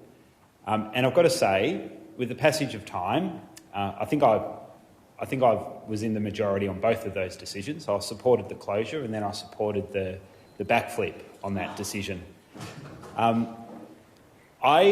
This is my view on the Oakley Golf Course. The Oakley Golf Course is an underutilised resource, public space in Monash, and its future is up for grabs. I'm not opposed to it continuing as a golf course, and I think my preference would be that there was a way that golf would be a viable and successful enterprise on the land. But there's no doubt that it's not and hasn't been for several years, for many years. It's underutilised. It is a significant cost to the community, but of more concern than the financial cost is just the underutilisation of that land. So I support what council is doing here, going out to consult. I consult with no fixed view. I'm open to persuasion in it remaining as a golf course or it ceasing to be a golf course altogether, or indeed something that might end up being a compromise between the two. And my only consideration is going to be, well, perhaps I won't say only, because I will have a financial criteria that I look at as well, but my main focus is going to be what future use can there be for this land that will maximise the number of people who use it and benefit from it. And if it's a non-golf activity, then that's something that I'm very much open to supporting. But I'm also very open and indeed eager to see something similar to the groundswell of community support that rallied around the Oakley Pool, and which means that these days I don't think anyone on council would contemplate closing or changing the outdoor pool at Oakley. Let's see what happens here. As I say, I've got an open mind. Unless there's anyone else who wishes to speak. Councillor Little. Just a very brief point. I endorse the comments from Councillor Blake, even those that concern myself. But the other thing that's going on there is that whole region is becoming much more heavily residential. We're seeing apartment blocks going up 6-7 stories high along Dandenong Road. There is now a zonal change going on covering the Warren Smith. Thank you, the Warren Smith area. So that will now become a heavily residential area. There's a massive block going up a little bit further down Atkinson Street. That whole area now is becoming very heavily residential. It's apartments. There's a whole group of people, probably hundreds of people now, who could benefit from, say, an open space. Now, I agree with the other comments that what we're doing here is going out to community consultation, finding out what the community really wants. But like Councillor Lake says, it's generally underutilised, and we've got a different population now that could really use something like an open space. So this is a really apt time to go and find that, get that community opinion. Mayor. Councillor Klasaris. Thank you, Mayor, through you.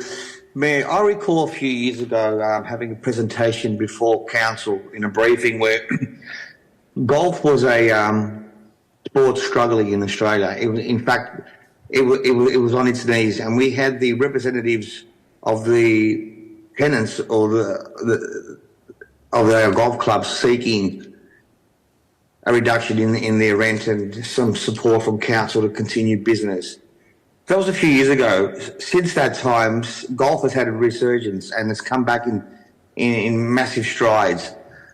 I won't be supporting this report tonight because for me it's code for we're going to close the course and do something else with it. We are unnecessarily spooking the community, unnecessarily agitating people for no reason at all. We are in business as a local authority of providing community services to our residents, some of which never make us any money, in fact cost us money. Swimming pools cost money, libraries cost us money.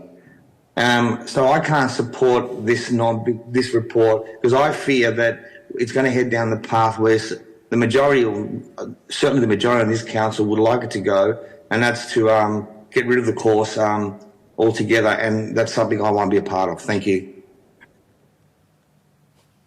Any further discussion before I allow Councillor Fergus his right of reply? Over to you, Councillor Fergus. Thank you, Mayor. Look, I'm pleased to hear the debate this evening. I really want community members to engage on the future of this site, and that's one of the reasons why I'm really in favour of this consultation. There hasn't been a lot of community conversation about what this site could be. It's public land. It's land that belongs to the community, and I'd really like to hear from them how they want to use it. The report tells us that there are less than 80 or so members who live in Monash at the moment of the golf course, and they should have their say and they should be looked after regardless of the outcome. But I also want to know what the hundreds and hundreds of people who use the Scotchman's Creek Trail of a morning think about this and think what we could do with this land. We know that we've got a deficit of public green open space in areas like Chadstone and Oakley East, which could be alleviated by a change in use. But I really hope that community members use this opportunity to think about the future of the course, and that we either see a reinvigorated golf course with a higher membership and higher usage, or we see a new vibrant multi-use green open space. I'm open to either of those options. I would just like to see community ownership of this space really assist in activating it and lifting its profile in the municipality in the future. Mayor, I will. Sorry. Yes, Just Councillor before Jones? you go to vote, can I just ask a question of the director before we vote? Is that okay? Certainly. Thank you.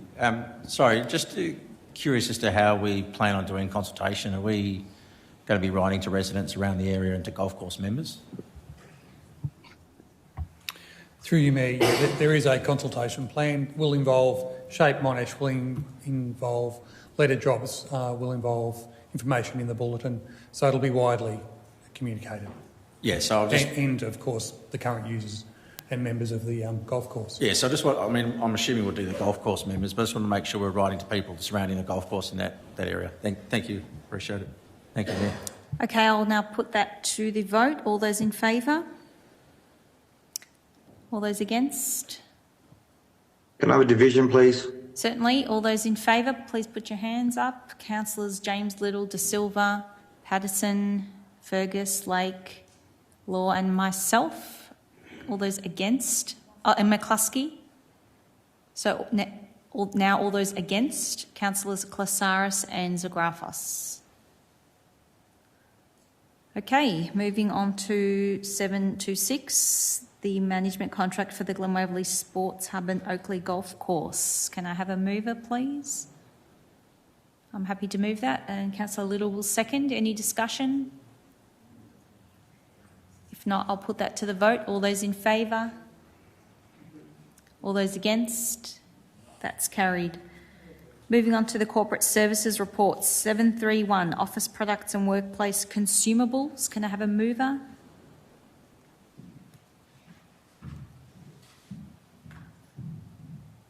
Councillor McCluskey, someone to second. Councillor Little, any discussion? If not, I'll put that to the vote. All those in favour? That's carried. Item 732, financial and performance statements. I'm happy to move those. Someone to second? Councillor Little, any discussion? If not, I'll put that to the vote. All those in favour? All those against? That's carried. City Services Reports, 741, the tender for Carlson Reserve Pavilion. Can I have a mover? Councillor Klasaris and Councillor Little to second. Any discussion? Councillor Little. I hope I've got the right one here. This is a revolution for council, isn't it? This is the modular contract, right? So for the very first time, council has gone off for a pre-designed, pre-built and assembled on-site solution. We have a company that operates out of EIBC, the Eastern Innovation Business Centre, called iBuild, who actually provide modular buildings as well. I noticed they weren't listed amongst the ones that actually tendered. But I think this is an exciting development. I mean, we could be seeing a whole new way of approaching council buildings if this is a successful venture. And I do commend it to council that we've taken this approach and we're launching into the future and going where councils go these days. Anyway, I do commend it to council. Any further discussion? If not, I'll put that to the vote. All those in favour? That's carried. Item 742, cleaning services. Can I have a mover? Councillor Lake, someone to second. Councillor Law, any discussion? If not, I'll put that to the vote. All those in favour? All those against? That's carried. 743, record of the committee meetings and informal councillor meetings. I'm happy to move that. Someone happy to second? Councillor Fergus, any discussion? If not, I'll put that to the vote. All those in favour? All those against? That's carried. 744, the insurance portfolio renewal. Can I have a mover? Councillor Little, Councillor Law to second. Any discussion? If not, I'll put that to the vote. All those in favour? All those against? That's carried. 745, the instrument of delegation. Can I have someone to move that?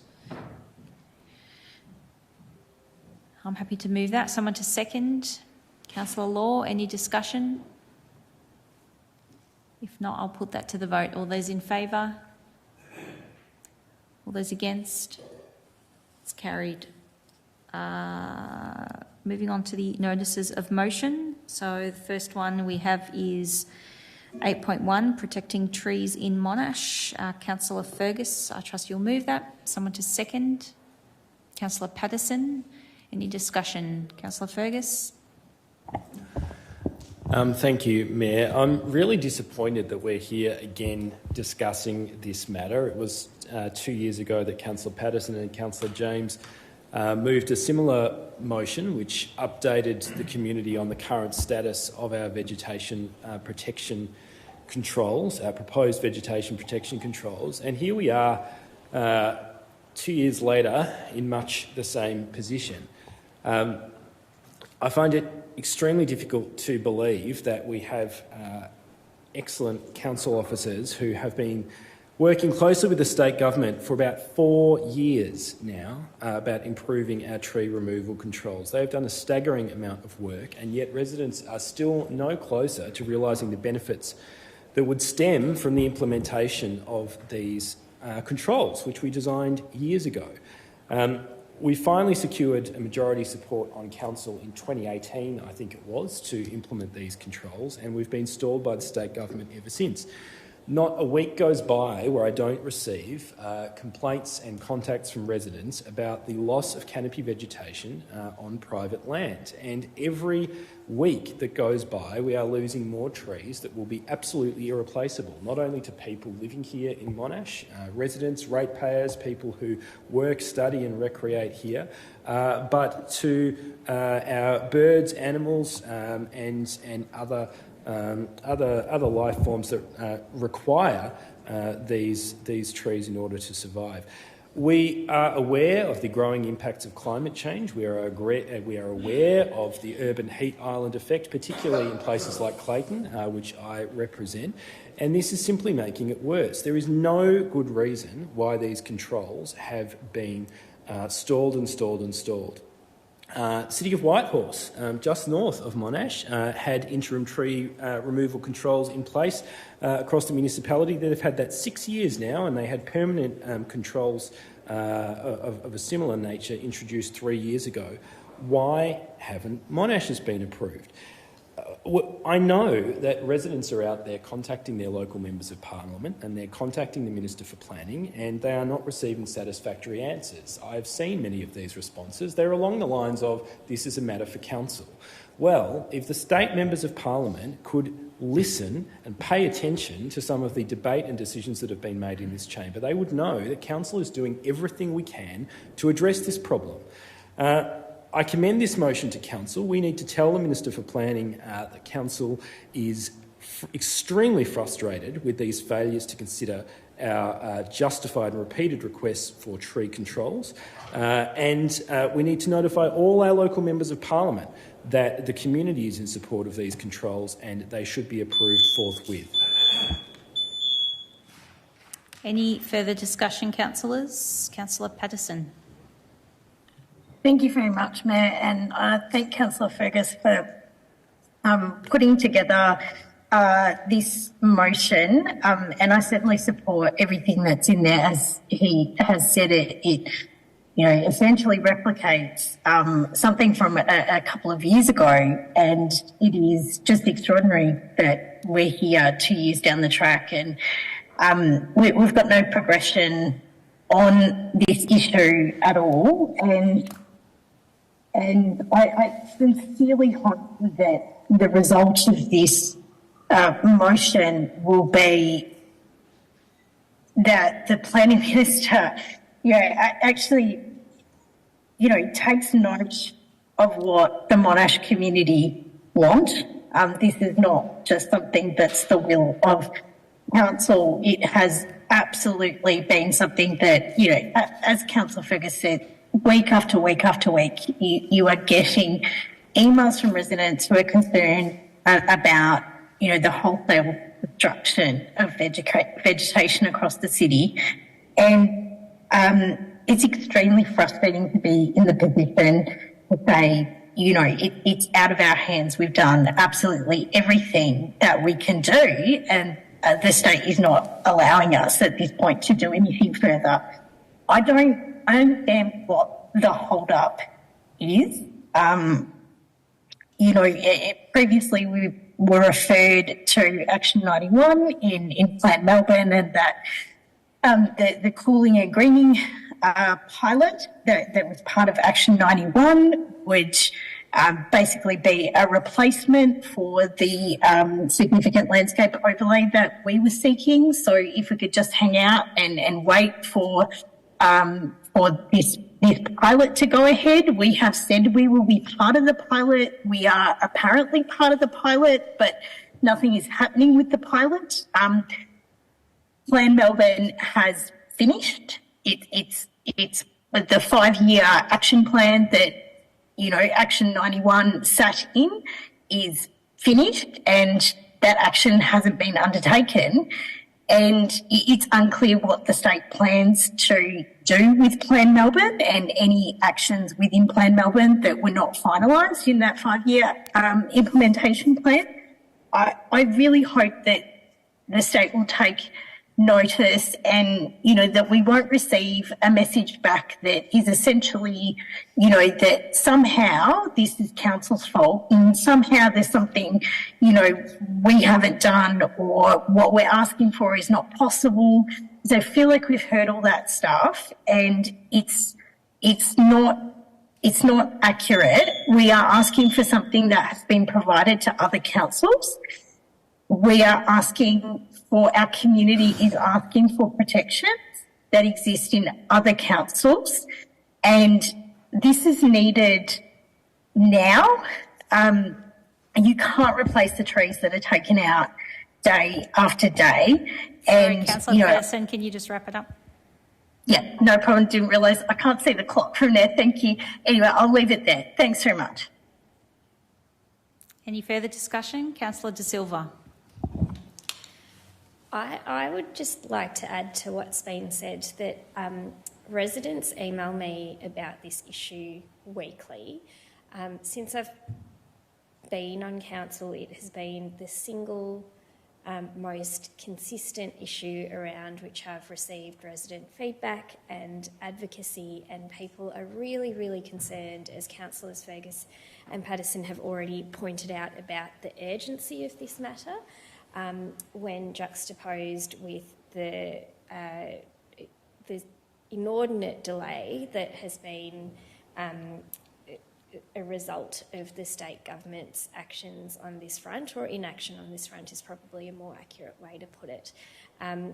People are extremely concerned about how this impacts on their day-to-day amenity, about how it impacts on their property values, and how it impacts on the kind of Monash that they can expect their kids and grandkids to enjoy and experience. And this is all just to stress that this is not something that's being driven by council in the abstract. It's being driven by people who contact us very, very regularly to talk about these matters and how disappointed they are in what they perceive to be council's inaction on this front, which is actually the inaction of the state government that's holding us back.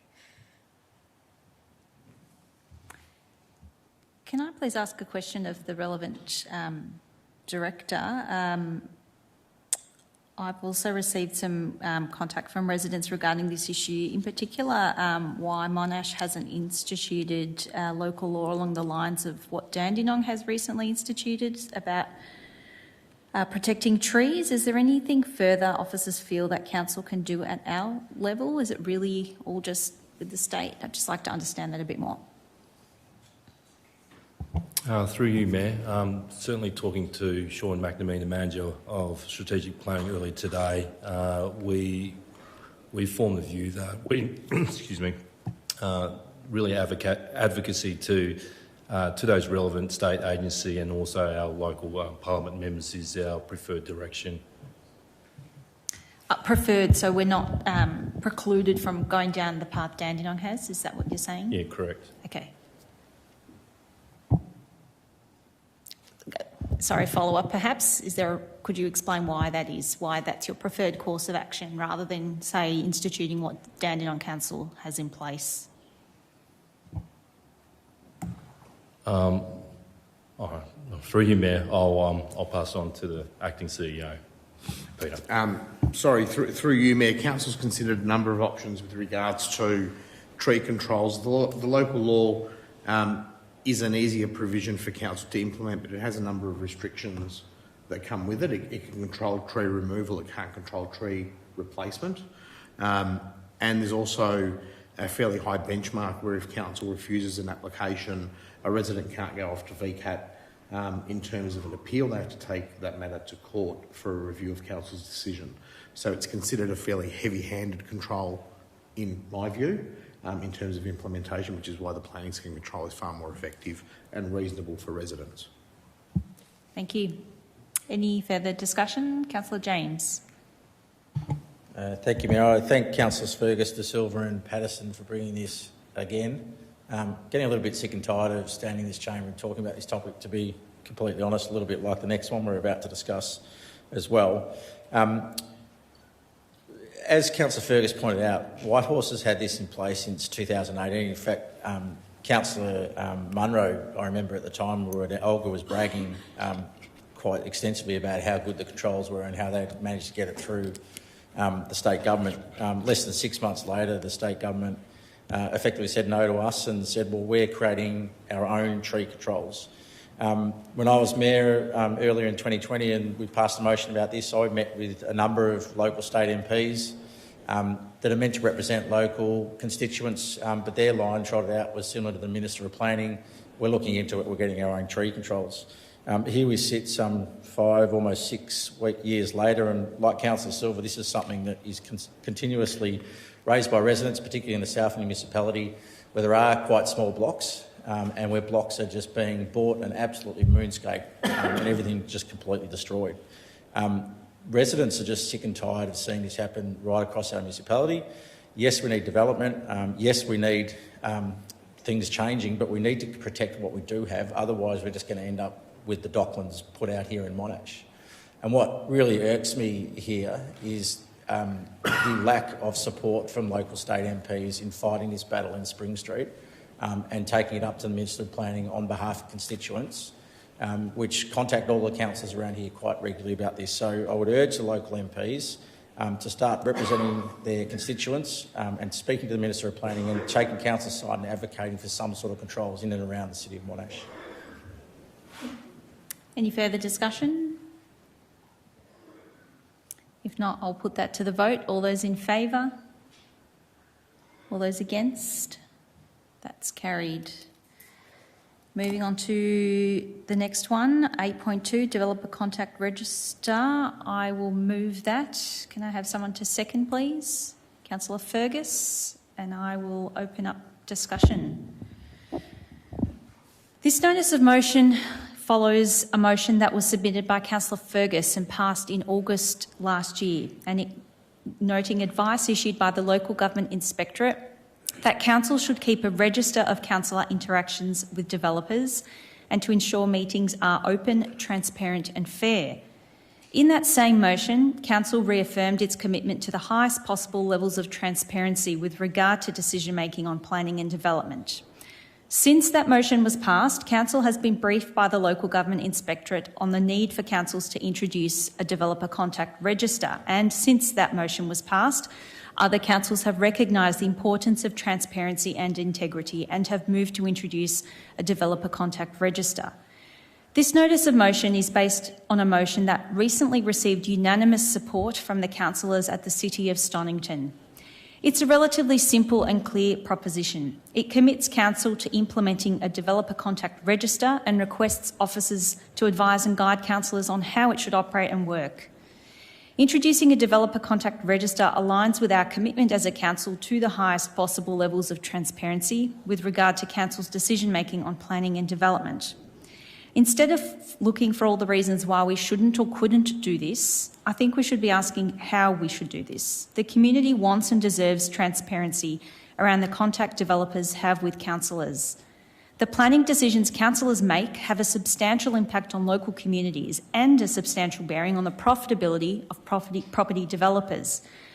Planning decisions over a substantial monetary threshold come to councillors for a decision. The stakes are higher, they're different to the more everyday routine decisions made by planning officers. The community deserves to know this information. It's not hard to collect, it's not hard to report. Every day, this council makes decisions that have a direct bearing on the profitability of developers. These decisions also directly affect our community. The community deserves transparency over these interactions. Other councils are moving in this direction and they're not waiting for other levels of government to tell them what to do and how to do it. Operation Sandon uncovered significant corruption at the local government level, to the point the special report recommends removing statutory planning responsibilities from councillors altogether. We can't say there's nothing to see here. We can't say not at our council. We don't know what we don't know. IBAC has commended councils for moving towards greater transparency as its recommendations are sitting with the state government. Committing to a developer contact register will make Monash Council a leader in greater integrity and transparency at the local government level, and it's a role I'm keen to see this council take on. Any further discussion, councillors? Councillor Fergus. Thanks, Mayor. Look, very happy to support the motion and everything you've just said there. I expect if we're going to hear other arguments, we might hear some of those we've made before, and I respect the right of colleagues to hold those views. But as you've stated, although we don't think there is a pressing problem at Monash, this is really about perception for me. I think anything that we can do to engender public trust is a good thing, and the local government sector gets a bad rap in terms of these things. I think unfairly in many cases. There are genuine cases of corruption out there, but I think not as wide as the perception might be in public. We are the most trusted level of government for a lot of people, and I think we can improve on that locally by introducing measures such as this. We hear as well that, well, if we have a register of contact made with property developers, we should also have a register of contact made with residents who put in objections, etc. I reject that view. The deck is stacked firmly in favour of people with money, and that is generally property developers, particularly large ones. And when we're talking, as you correctly pointed out, Mayor, about the decisions to do with planning that come to council, they are the most costly and they are the most expensive, and there is the most money to be made.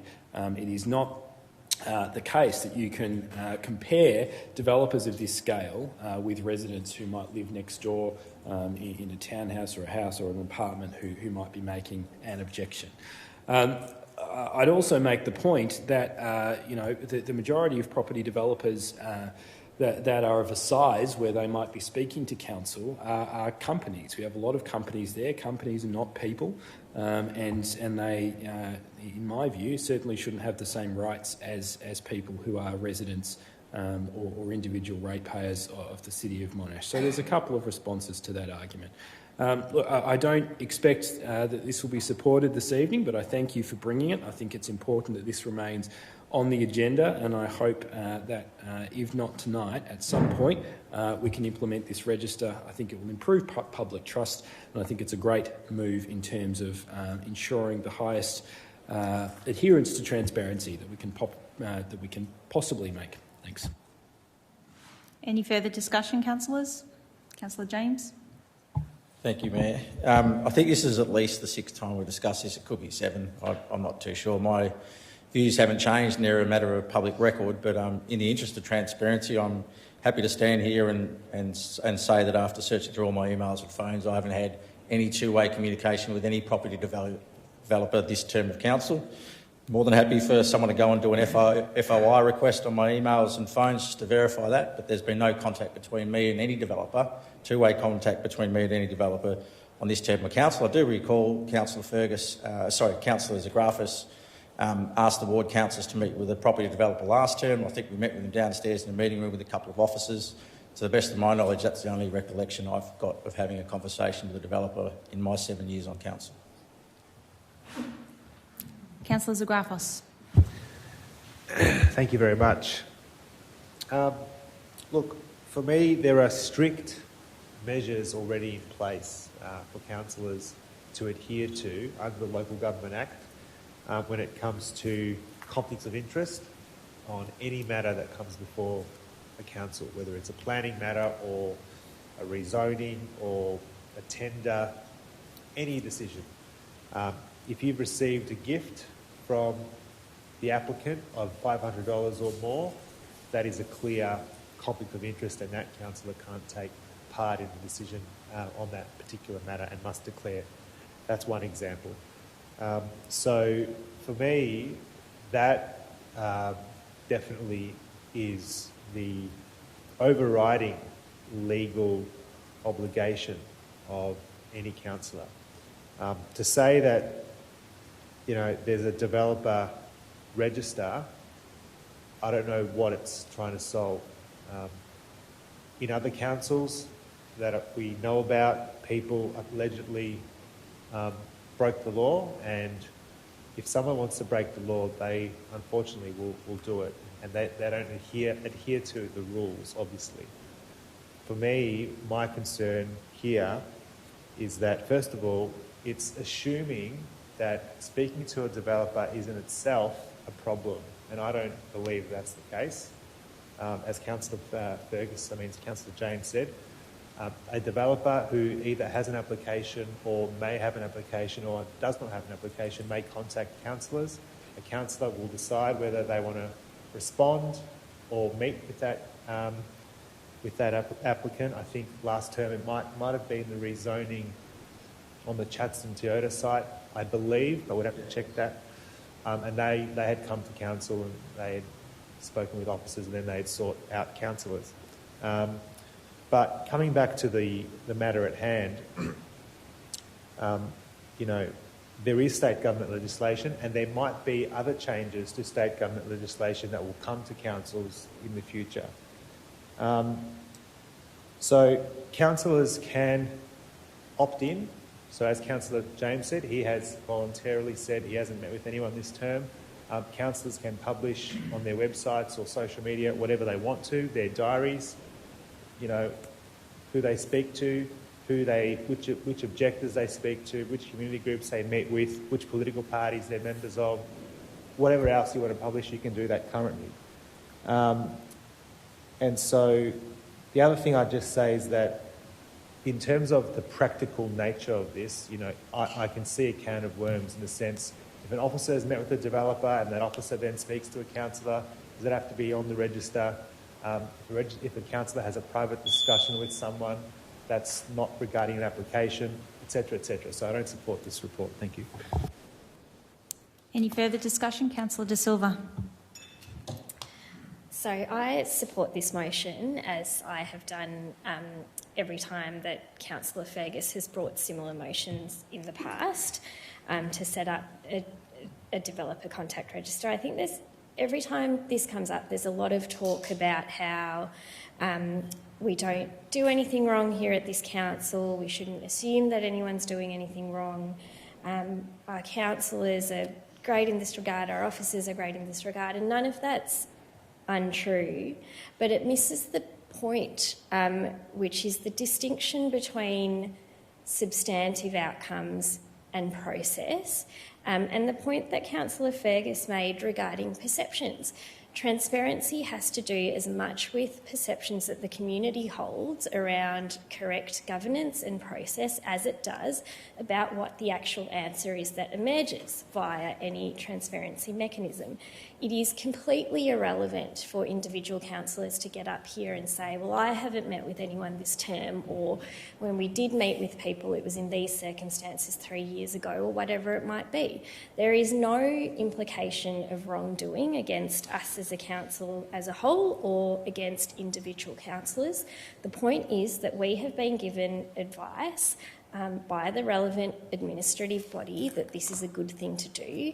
We had information prior to that suggested that this kind of model worked in other councils and that it might assist with some of the concerns that our constituents and residents have had around development and planning matters. I commend this motion to council. I'm not sure it's going to pass, but there are really sound reasons to pass it. And they're only growing as the sector becomes more literate in this area as well. Any further discussion, councillors? Councillor Lake. Thanks, Mayor. Like some of the others that have spoken, I haven't changed my view on this matter from previous times we've discussed it, and I think I've spoken on most of those occasions and provided my perspective on it, and I haven't really changed any of those views. Just to be clear, the reason why I don't support this is, firstly and probably most importantly, because I don't think it's necessary or it would advance anything. And then secondly, although less importantly, in my view, what's proposed here tonight, if we were going to go down this track, it's not comprehensive enough. It's not the way you'd go about tackling this problem if you considered that there was a problem that ought to be addressed. So I'll just try and deal with both of those things quickly. First of all, why I say it's not necessary or indeed appropriate. I agree with the comments, I think in particular made by Councillor Zagrafis, who said that there is nothing wrong with a councillor engaging with and speaking with a developer. What is wrong is receiving inducements or bribes or kickbacks that are not declared, or if they're given, that councillor continues to participate in decision making. That clearly would be an issue and it would be inappropriate. But developers are not evil. They are stakeholders in decisions that are considered by local government across the state. They are views that ought to be taken into account and are taken into account, whether it be through officer reports or engagement that councillors have from time to time, and typically rarely, as we do far more frequently with residents. I'm not sure what would be gained. I don't understand the problem that is being sought to be solved by introducing a contact register. That was not the problem in Casey. The problem in Casey was bags of cash being exchanged in fast food restaurants that clearly corrupt motivations, and that's not something that a contact register is going to address or has anything to do with. If we are going to implement something like this, then in my view, where the problem, not the problem, but where the heart of planning decisions lie is officer decisions, where it's typically one or two people making 99% of the decisions that this council makes. So I don't think you'd deal with councillors but not also include officers in an approach. So, Mayor, it's not all of my reasons. I've sort of run out of time, but they're the matters that I've been able to cover in just over 3 minutes. Any further discussion, councillors? Councillor McCluskey. Thank you, and through you, Mayor. As I've stated in the chamber previously and in briefings of councillors previously as well, I have not been supporting the past, and I said recently that I'm moving closer. I think last time Councillor Fergus might have moved a similar motion. I stated that time I'm moving closer to this, but what I'd like to see is a broader reaching regime, if you like, a broader reaching mechanism. I'll say on the objector side, for want of a better term, for everyone that wants to start something in a development or other, there's generally another party or parties that have an opposing view. Intertwined in that is the officers as well. So I think this could be multifaceted. I like the approach. I like the approach of us at least experimenting, exploring what could be a reasonable mechanism by which we can record contact. It doesn't have to be cumbersome. It doesn't have to take up a lot of councillors' time or officers' time or objectors' time. It doesn't have to be that. But I think I would like to see, as I stated previously, a broader reaching, more all-encompassing mechanism. But as I did to Councillor Fergus last time, I appreciate you bringing it to us. I'm happy to work with others about in the future around what that might look like. But I think there's more avenues around which this could cover. And I think they're probably important to get both sides of the ledger, but I think that's possible. So I'm not supporting tonight, but I'm warming to a model that I think we could and perhaps should even entertain in the future. Any further discussion, councillors, before I exercise my right of reply? Well, I think that Councillor De Silva put it quite well in that saying that it's not about any one councillor obtaining or being clear about the interactions they've had. It's about obtaining a picture of contact amongst all councillors, and it's also about transparency at its core. It's about transparency over these communications to our community. What is really hard for me to understand is that we have recommendations from the Local Government Inspectorate, we have recommendations from IBAC, Operation Sandon, key integrity agencies that we should be moving in this direction. Recommendation 15 of the Operation Sandon Special Report is that we should implement the recommendations of IBAC's previous special report on donations and lobbying. Those recommendations go to managing the risks of lobbying activity, including capturing contact with councillors in relation to decisions at the local government level. The special report notes that Operation Sandon provides further evidence of the need for these reforms, in particular capturing activity calculated to influence decision-making at the local government level and introducing transparency and accountability safeguards to better protect the fairness and integrity of our public decision-making. I think a developer contact register is a good way to do this. It's a good start. We keep coming up with reasons about why we shouldn't do this. I think that we should get started and make it better as we go along. It's targeted at the biggest risks, as Councillor Fergus described, developer contact with councillors. And I think it's a good way to introduce greater transparency and live up to the commitment that this council has made to commit to the highest possible levels of transparency when it comes to our decisions on planning and development. So I'll now put that to the vote. All those in favour? And all those against? I'll call a division on that. All those in favour? Councillor De Silva, Fergus and myself. And all those against? Councillors James, Little, McCluskey, Patterson, Classaris, Lake, Zagrafos and Law. Moving on to item 8.3, a nom regarding the Clayton Activity Centre Committee. Councillor Fergus to move that. Someone to second? Councillor De Silva. Any discussion, councillors? Councillor Fergus, would you like to open? I might defer to Councillor James, who I believe has an amendment. Councillor James. Yeah, thanks, Mayor. I'd like to move an amendment that adds a point 3 to the report, and the wordings that notes the committee will invite representatives from the Clayton Trades Association and, as needed, representatives from community organisations, agencies or service providers who operate in the Clayton Activity Centre to at least 2 meetings of the committee per year, where they are able to discuss matters relevant to the Clayton Activity Centre with the committee and officers. Someone to second your amendment, Councillor James? Councillor Law? Is that amendment acceptable to the mover? And apologies, who was the seconder? Councillor De Silva. Is that amendment acceptable to all other councillors? Okay, I will take that then as a substantive motion. Any discussion on that?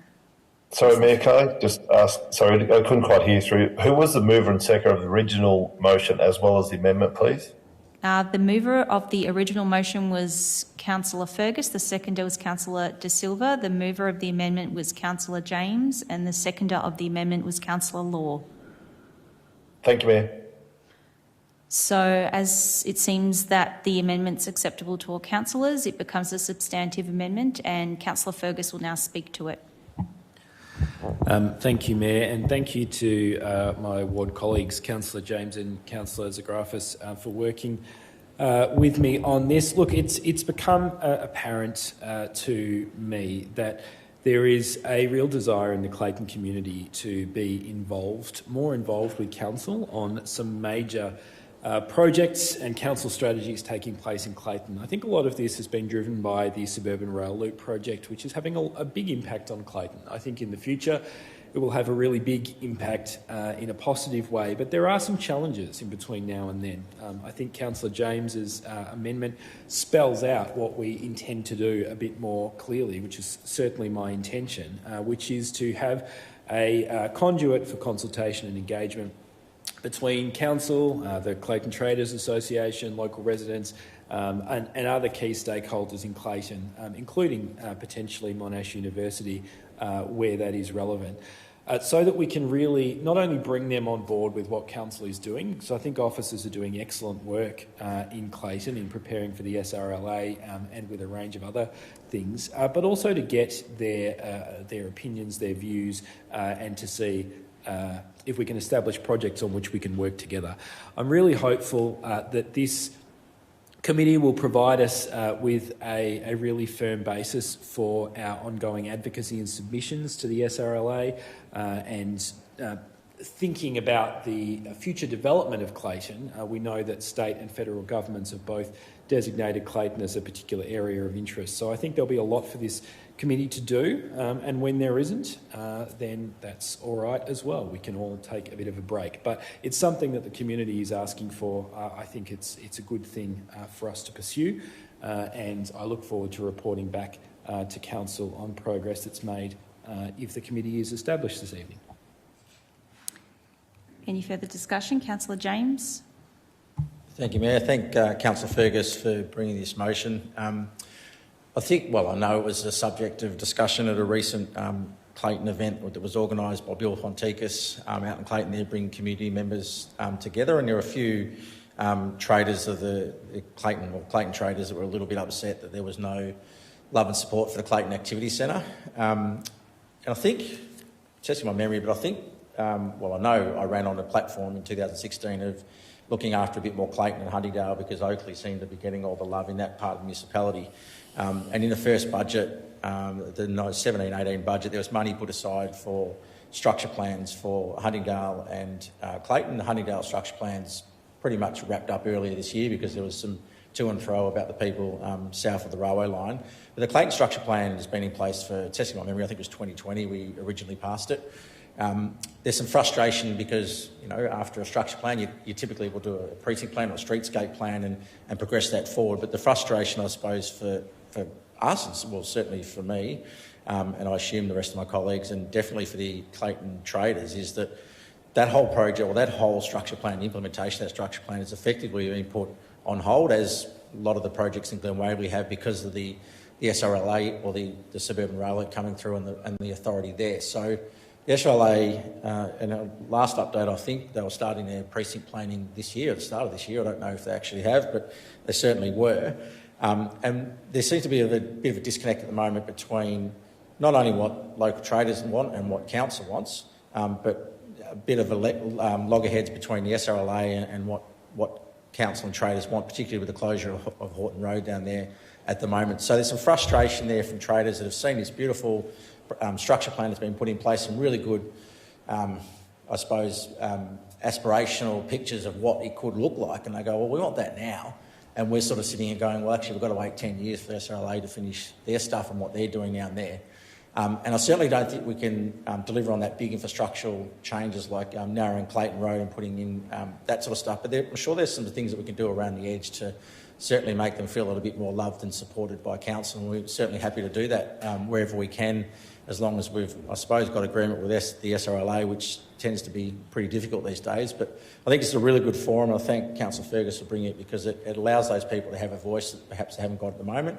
And I think it also, through the amendment, allows them access to officers as well, through that committee, to have direct access to officers and to hear from perhaps the experts that understand that stuff a lot more than perhaps I do from a high level. So thanks, Councillor Fergus, for it. Looking forward to the committee getting underway. Any further discussion? Councillor Zagrafos. Thank you. I'll just add that Clayton is very special to me. It's where I was born, it's where I lived for the first, 20 years of my life.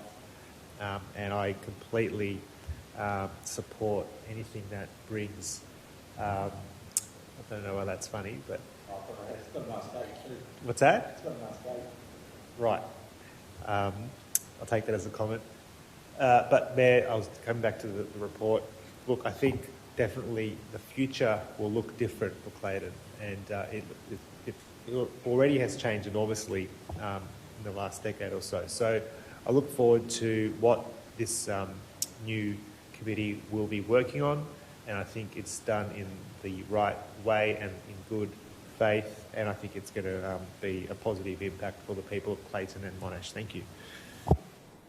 Any further discussion, councillors? If not, I'll put that to the vote. All those in favour? All those against? That's carried. Moving on to 8.4, supporting local foster carers. Councillor Fergus, I take it you'll move that. Do you have someone to second? Councillor De Silva. Councillor Fergus, would you like to open up the debate? Thank you, Mayor. And look, thanks to my colleagues for indulging me this evening. I know I'm taking up an inordinate amount of your time. There have been a number of local foster carers who have contacted me recently about current advocacy campaign being run by the Foster Care Association of Victoria and Permanent Care and Adoptive Families. This is an issue very dear to my heart. Some of those around the table will know that my PhD research was on fostering and fostering families. And this campaign is one of a series of campaigns that has sought an increase to the care allowance provided to volunteer foster carers in Victoria.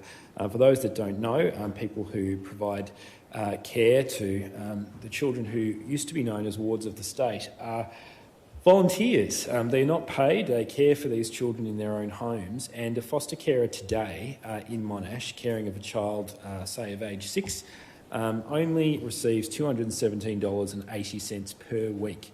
to cover general household, education and health expenses. This is for caring for a child 24/7, children who often have rather serious experiences of trauma and the resulting mental health issues, behavioural challenges, relational challenges and so on.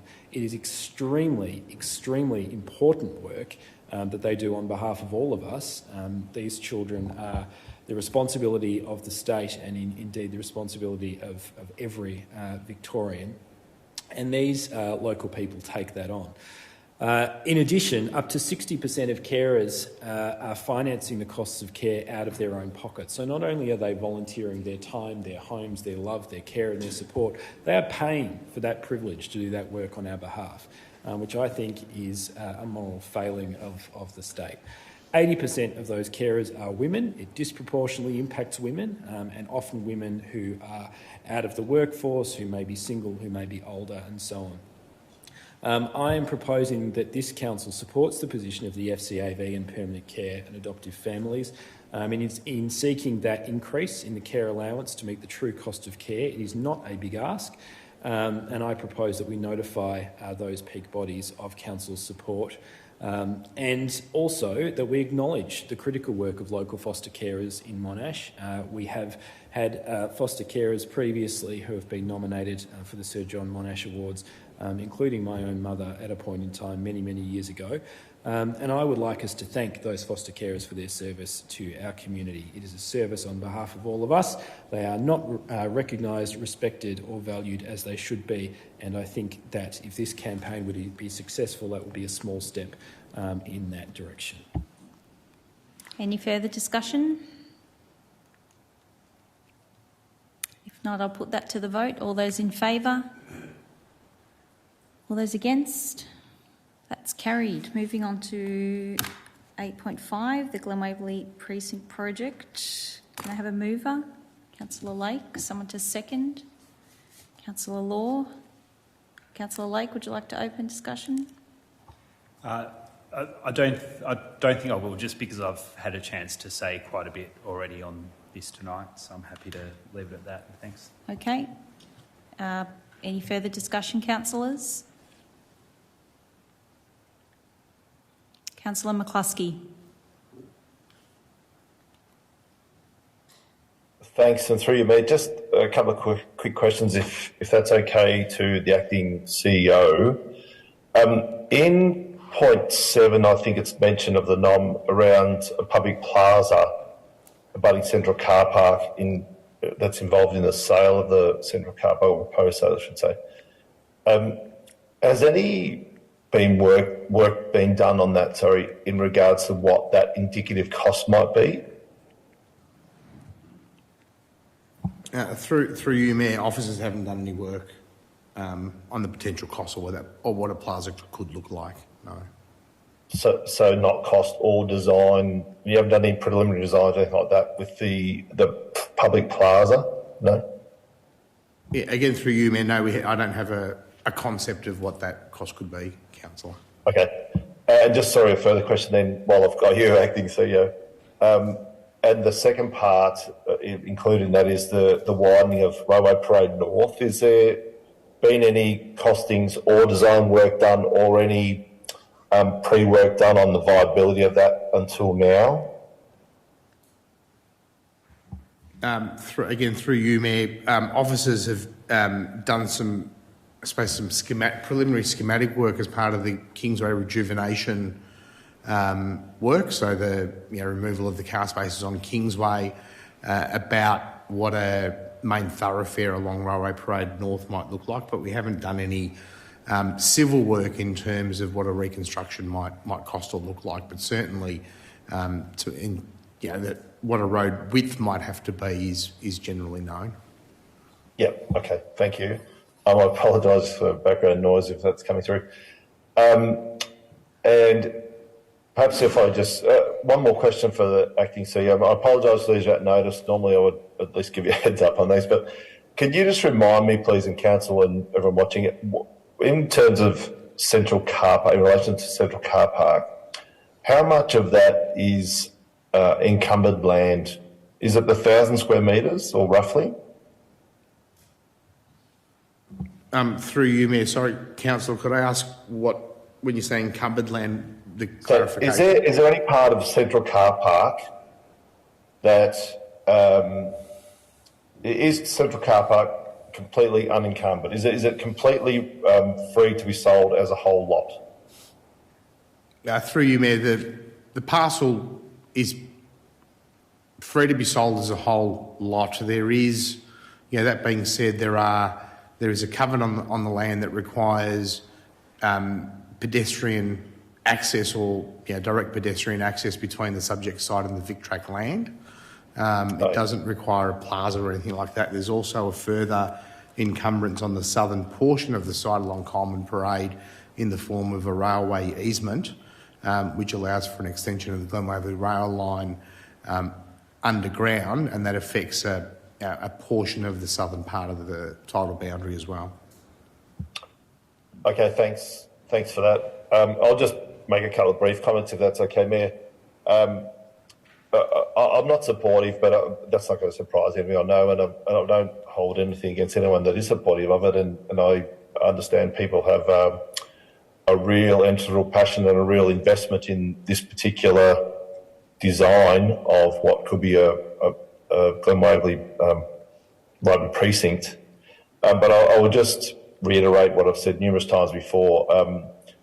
We're about to receive a once-in-a-lifetime windfall gain from SRLA, and we're going to sell a community asset. It is proposed to sell a community asset in Central Car Park.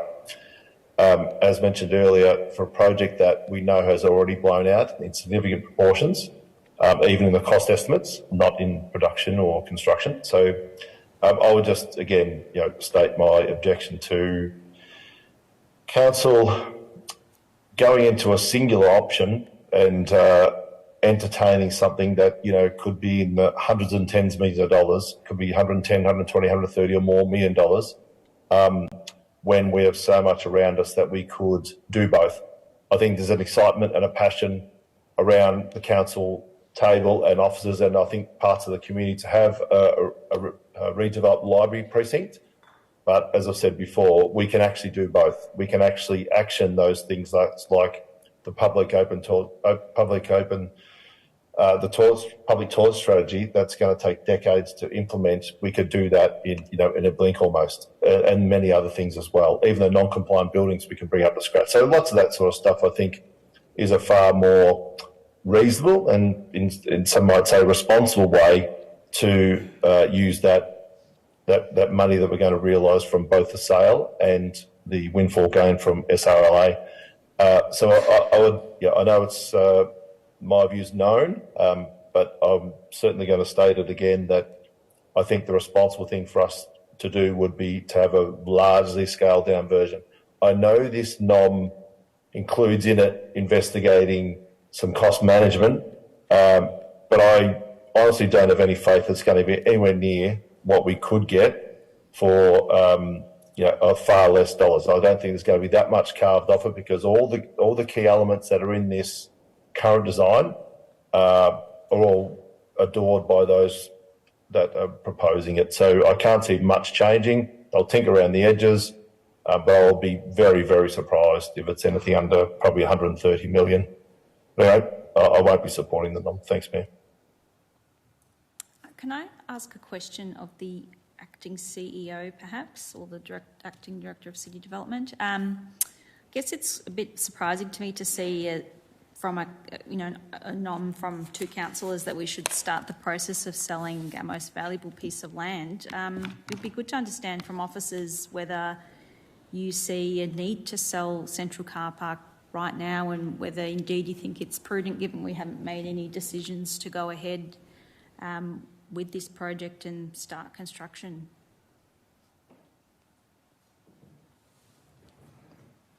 Through you, Mayor, certainly it's a decision for council whether it chooses to resolve to proceed with the sale of the car park or not. In terms of imperative, if it's required to fund the project, then it would need to be sold. The timing is a matter for council to consider. Does it need to be sold now? It would go some way towards paying for design money, but other than that, it's a decision for for council? Well, I guess I'm pretty concerned about the rush to sell our most valuable piece of land, and I really can't go past the fact that we haven't really done any examination of alternatives here, including lower cost alternatives, which I think is really important before we make any big decisions in this regard. So for mine, I mean, we've heard advice from officers that we would like to have a facility of this size, but we've also heard from officers that we should wait until we get more certainty around the SRLA funding. And for me, financial responsibility is one of the key reasons why I was elected to council, and it's one of the core lenses through which I will always make any decisions on council, and I really think that this is the wrong way to go about it. I think that we have let down the community by failing to look at whether this indeed is the right way to spend so much money, whether this indeed is right to spend all this money on the one project, or whether there perhaps are other projects that are more meritorious perhaps, that could spread the benefits right across the Monash community. I mean, I personally, would like to see, something like a substantial proportion of this set aside, $15 million, as suggested by Councillor McCluskey in his amendment. Something like that would go a long way towards improving open space in the Monash community. So it's disappointing if other councillors at this juncture don't even want to do that work to examine the other options and paths we indeed might go down. So for mine, I won't be supporting this nom. Any further discussion, councillors? Councillor Zagrafos? Thank you very much. I note that this has been discussed multiple times tonight, so I'll try to get to new points. The officer advice earlier this year was not to proceed with this project at this time, in effect to delay proceeding. But council decided to ignore that and proceed to the consultation that we just considered earlier in this agenda. That in itself is uncommon. Most decisions in this chamber are made in line with officer advice. But it's obvious that most councillors have their own view and they want to support building this project. In my view, the case simply has not been made to progress the project. I've noted some of my concerns earlier. My view is that there is no need to rush. I think that it's obvious that something needs to be done to enhance the Glen Waverley Library. It's obvious that this council always needs to look at ways to progress the buildings that we have and the services that we have. The question becomes, how much do we spend? And the question becomes, can we rely on the costings? Now, we don't have specific costings yet. We've got ballpark figures. And look, if it becomes cost neutral, that would be an excellent result. Okay, but I'm not confident that it will be. Now, what I would like to see added to this report, although I'm not confident that there is support for this, but I would like to see the audit committee review this project. I would like to see a whole of council committee, not just Glen Waverley councillors sitting on the committee, that reports back to council. I would like to see more detail before making the decision that I'm asked to make tonight. I respect completely the work that councillors have put into this project over many years, and I also respect officers' work, but I will not be supporting this report tonight, because as Councillor McCluskey said, that's no surprise to anyone. I don't think it's reasonable or appropriate to vote in favour of this at this time, but I'm also very open to working with councillors to get a result on this site at some point in the short term. Thank you, Mayor. Any further discussion? Councillor Fergus. Thank you, Mayor. Look, I will reiterate, I am not 100% comfortable with the amendment put earlier in the evening by Councillor McCluskey, nor am I 100% comfortable with this proposal, but I will be supporting it at this time for a number of reasons. I note that the motion we have in front of us is committing us to the detailed design phase, which I think is important for getting further oversight over what the project will look like in the end. And I note that there will be further community consultation throughout this process. This is not something which is going to be decided this evening and never to come back to council. There will also be additional decisions coming back to council, although this motion flags the sale of the central car park, which I have opposed over my time on council. I note that there are further decisions to be taken in that regard.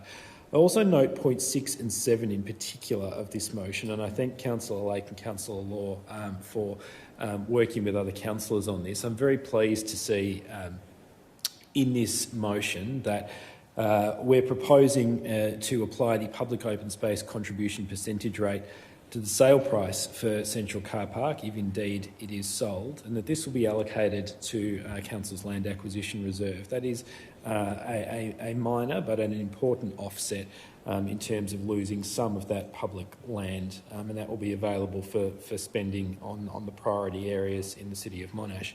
I also note that the proposal here is to allocate any surplus funds remaining from the total land sales of the project to open land space acquisition reserve in the future. The money is coming from land that will be sold here in Glen Waverley, most of it compulsorily acquired, and it is fitting that it be returned to land which can be enjoyed by all of the community. I do think that an investment in the civic precinct project is appropriate. I do have concerns, as others have raised, about the cost, and I have concerns about putting all our eggs in one basket, as others have raised. But I also fail to see that there is a viable alternative which realises all the benefits which will be realised from this current proposal. Were, for example, a majority of councillors to come to a view that we would allocate the SRLA funds to a range of other measures which realised equal or greater benefits, I would certainly consider that. But I think this proposal has merit. I believe libraries and civic spaces have merit, and at this time I feel like this proposal in front of us is worthy of support, noting that there are further decisions to be made. Any further discussion?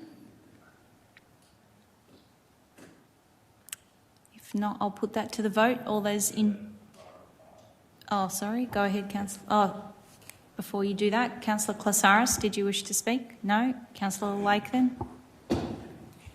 Thank you, Mayor. I just wanted to respond to a couple of the points that have been set against the notice of motion.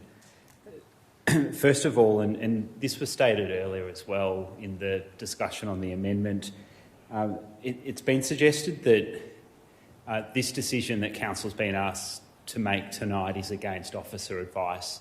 That's misleading, and it's wrong to say that. The advice from the CEO and officers earlier this year to councillors was very clear, and it needs to be viewed in the context of this detailed schematic plan being developed at the end of last year and being presented to council at the start of this year with a view to it having a central position in the budget that council would pass as we did earlier in the year.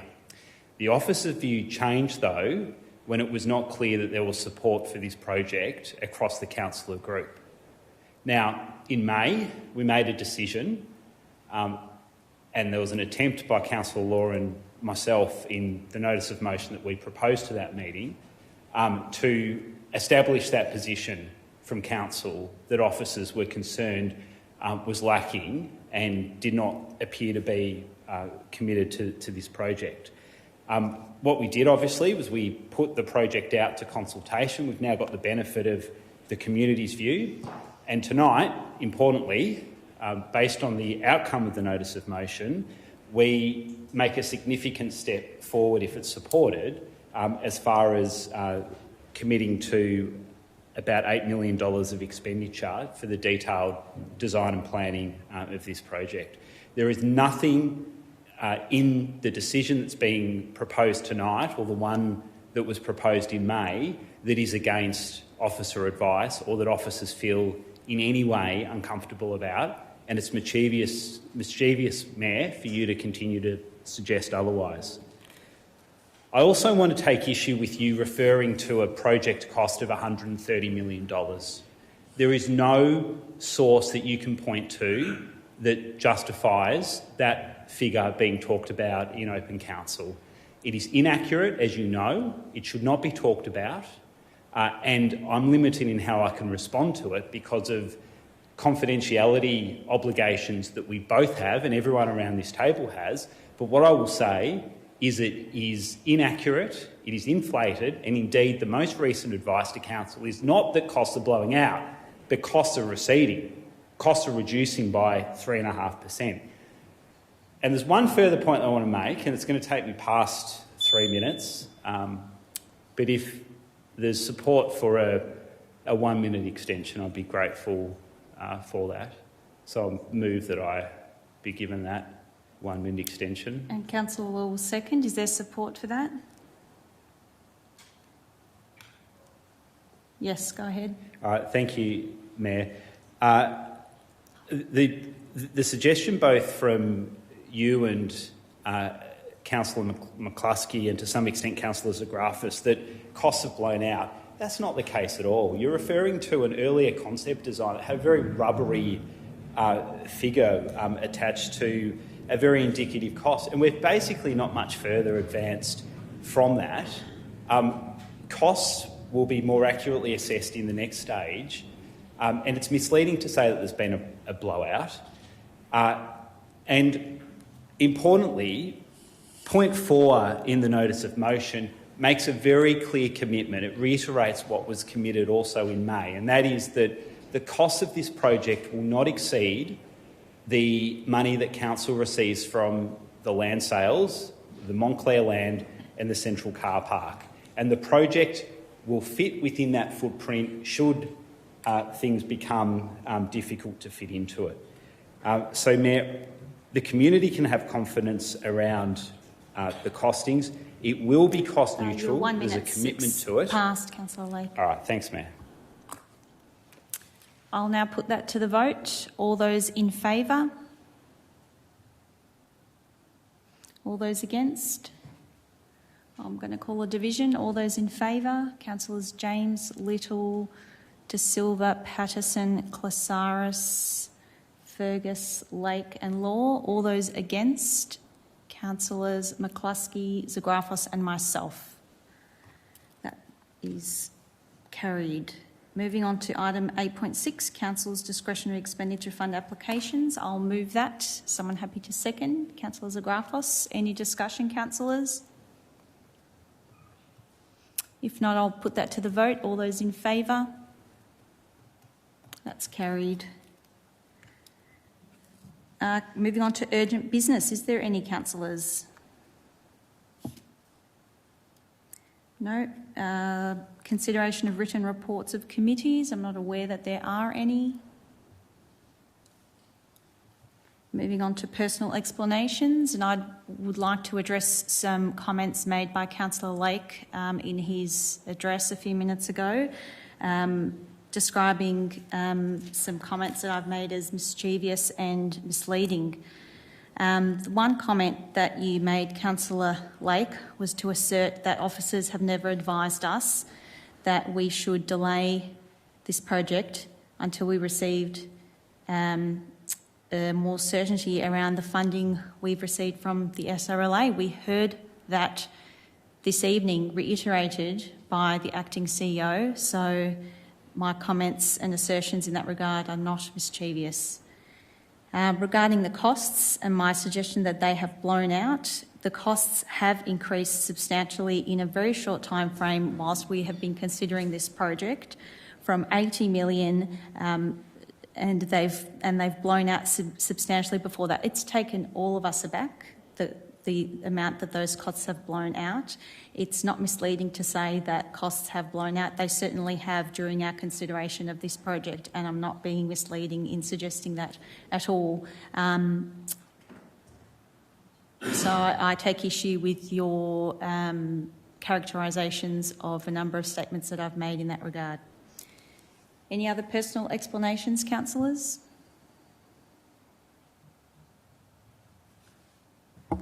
Yes, please. Just want to, sorry, Mayor. Just want to call out earlier regarding the public question time. Sorry, just got to go back to that. Regarding how many councillors are residing within the ward. You've mentioned 2, but I think that's 6 of us. So I just want to point it out, that one. Any further personal explanations? Councillor Lake?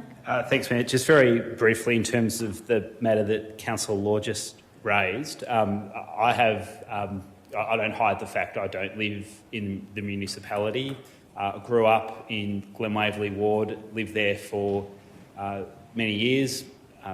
My first periods as a councillor, but I live just outside the municipality now and have done for some time and have never hidden that or shied away from it. Any councillors Agrafos? Yeah, Mayor, my recollection was that this would be resolved after the meeting and that at some future point a statement would be made either from you or someone else. But for the record, and I'll just make this quick statement, I do live in the city of Monash, but my address is a private, and I guess I'm a silent elector, so I'd like to know on what basis council officers determined who lives in the city of Monash and who doesn't. But we'll take that offline as well. We will take that offline, but I do note for transparency that I had raised some questions prior to the meeting around the draft response, and I understand that an old draft of the response was included in my paperwork before me, so the answer that I read is not the formal response from council, and indeed it's been pointed out by a few that it might not be accurate, but we will take that offline as you suggest, Councillor Zagrafos, and provide the correct response to the question submitter following this meeting. Any further personal explanations? Any councillor reports? Councillor Zagrafos. Thank you. Mayor, I wanted to make some comments about the resignation of Daniel Andrews in his capacity as the member for Mulgrave. As is customary, usually at election time when members of parliament have either been defeated or have retired, I've done the same thing. And on this occasion, I'm going to make some brief comments to say that anyone who's served as a member of parliament for 21 years in the city of Monash should go without thanks, and I do want to thank Daniel Andrews for his service as a local member of parliament.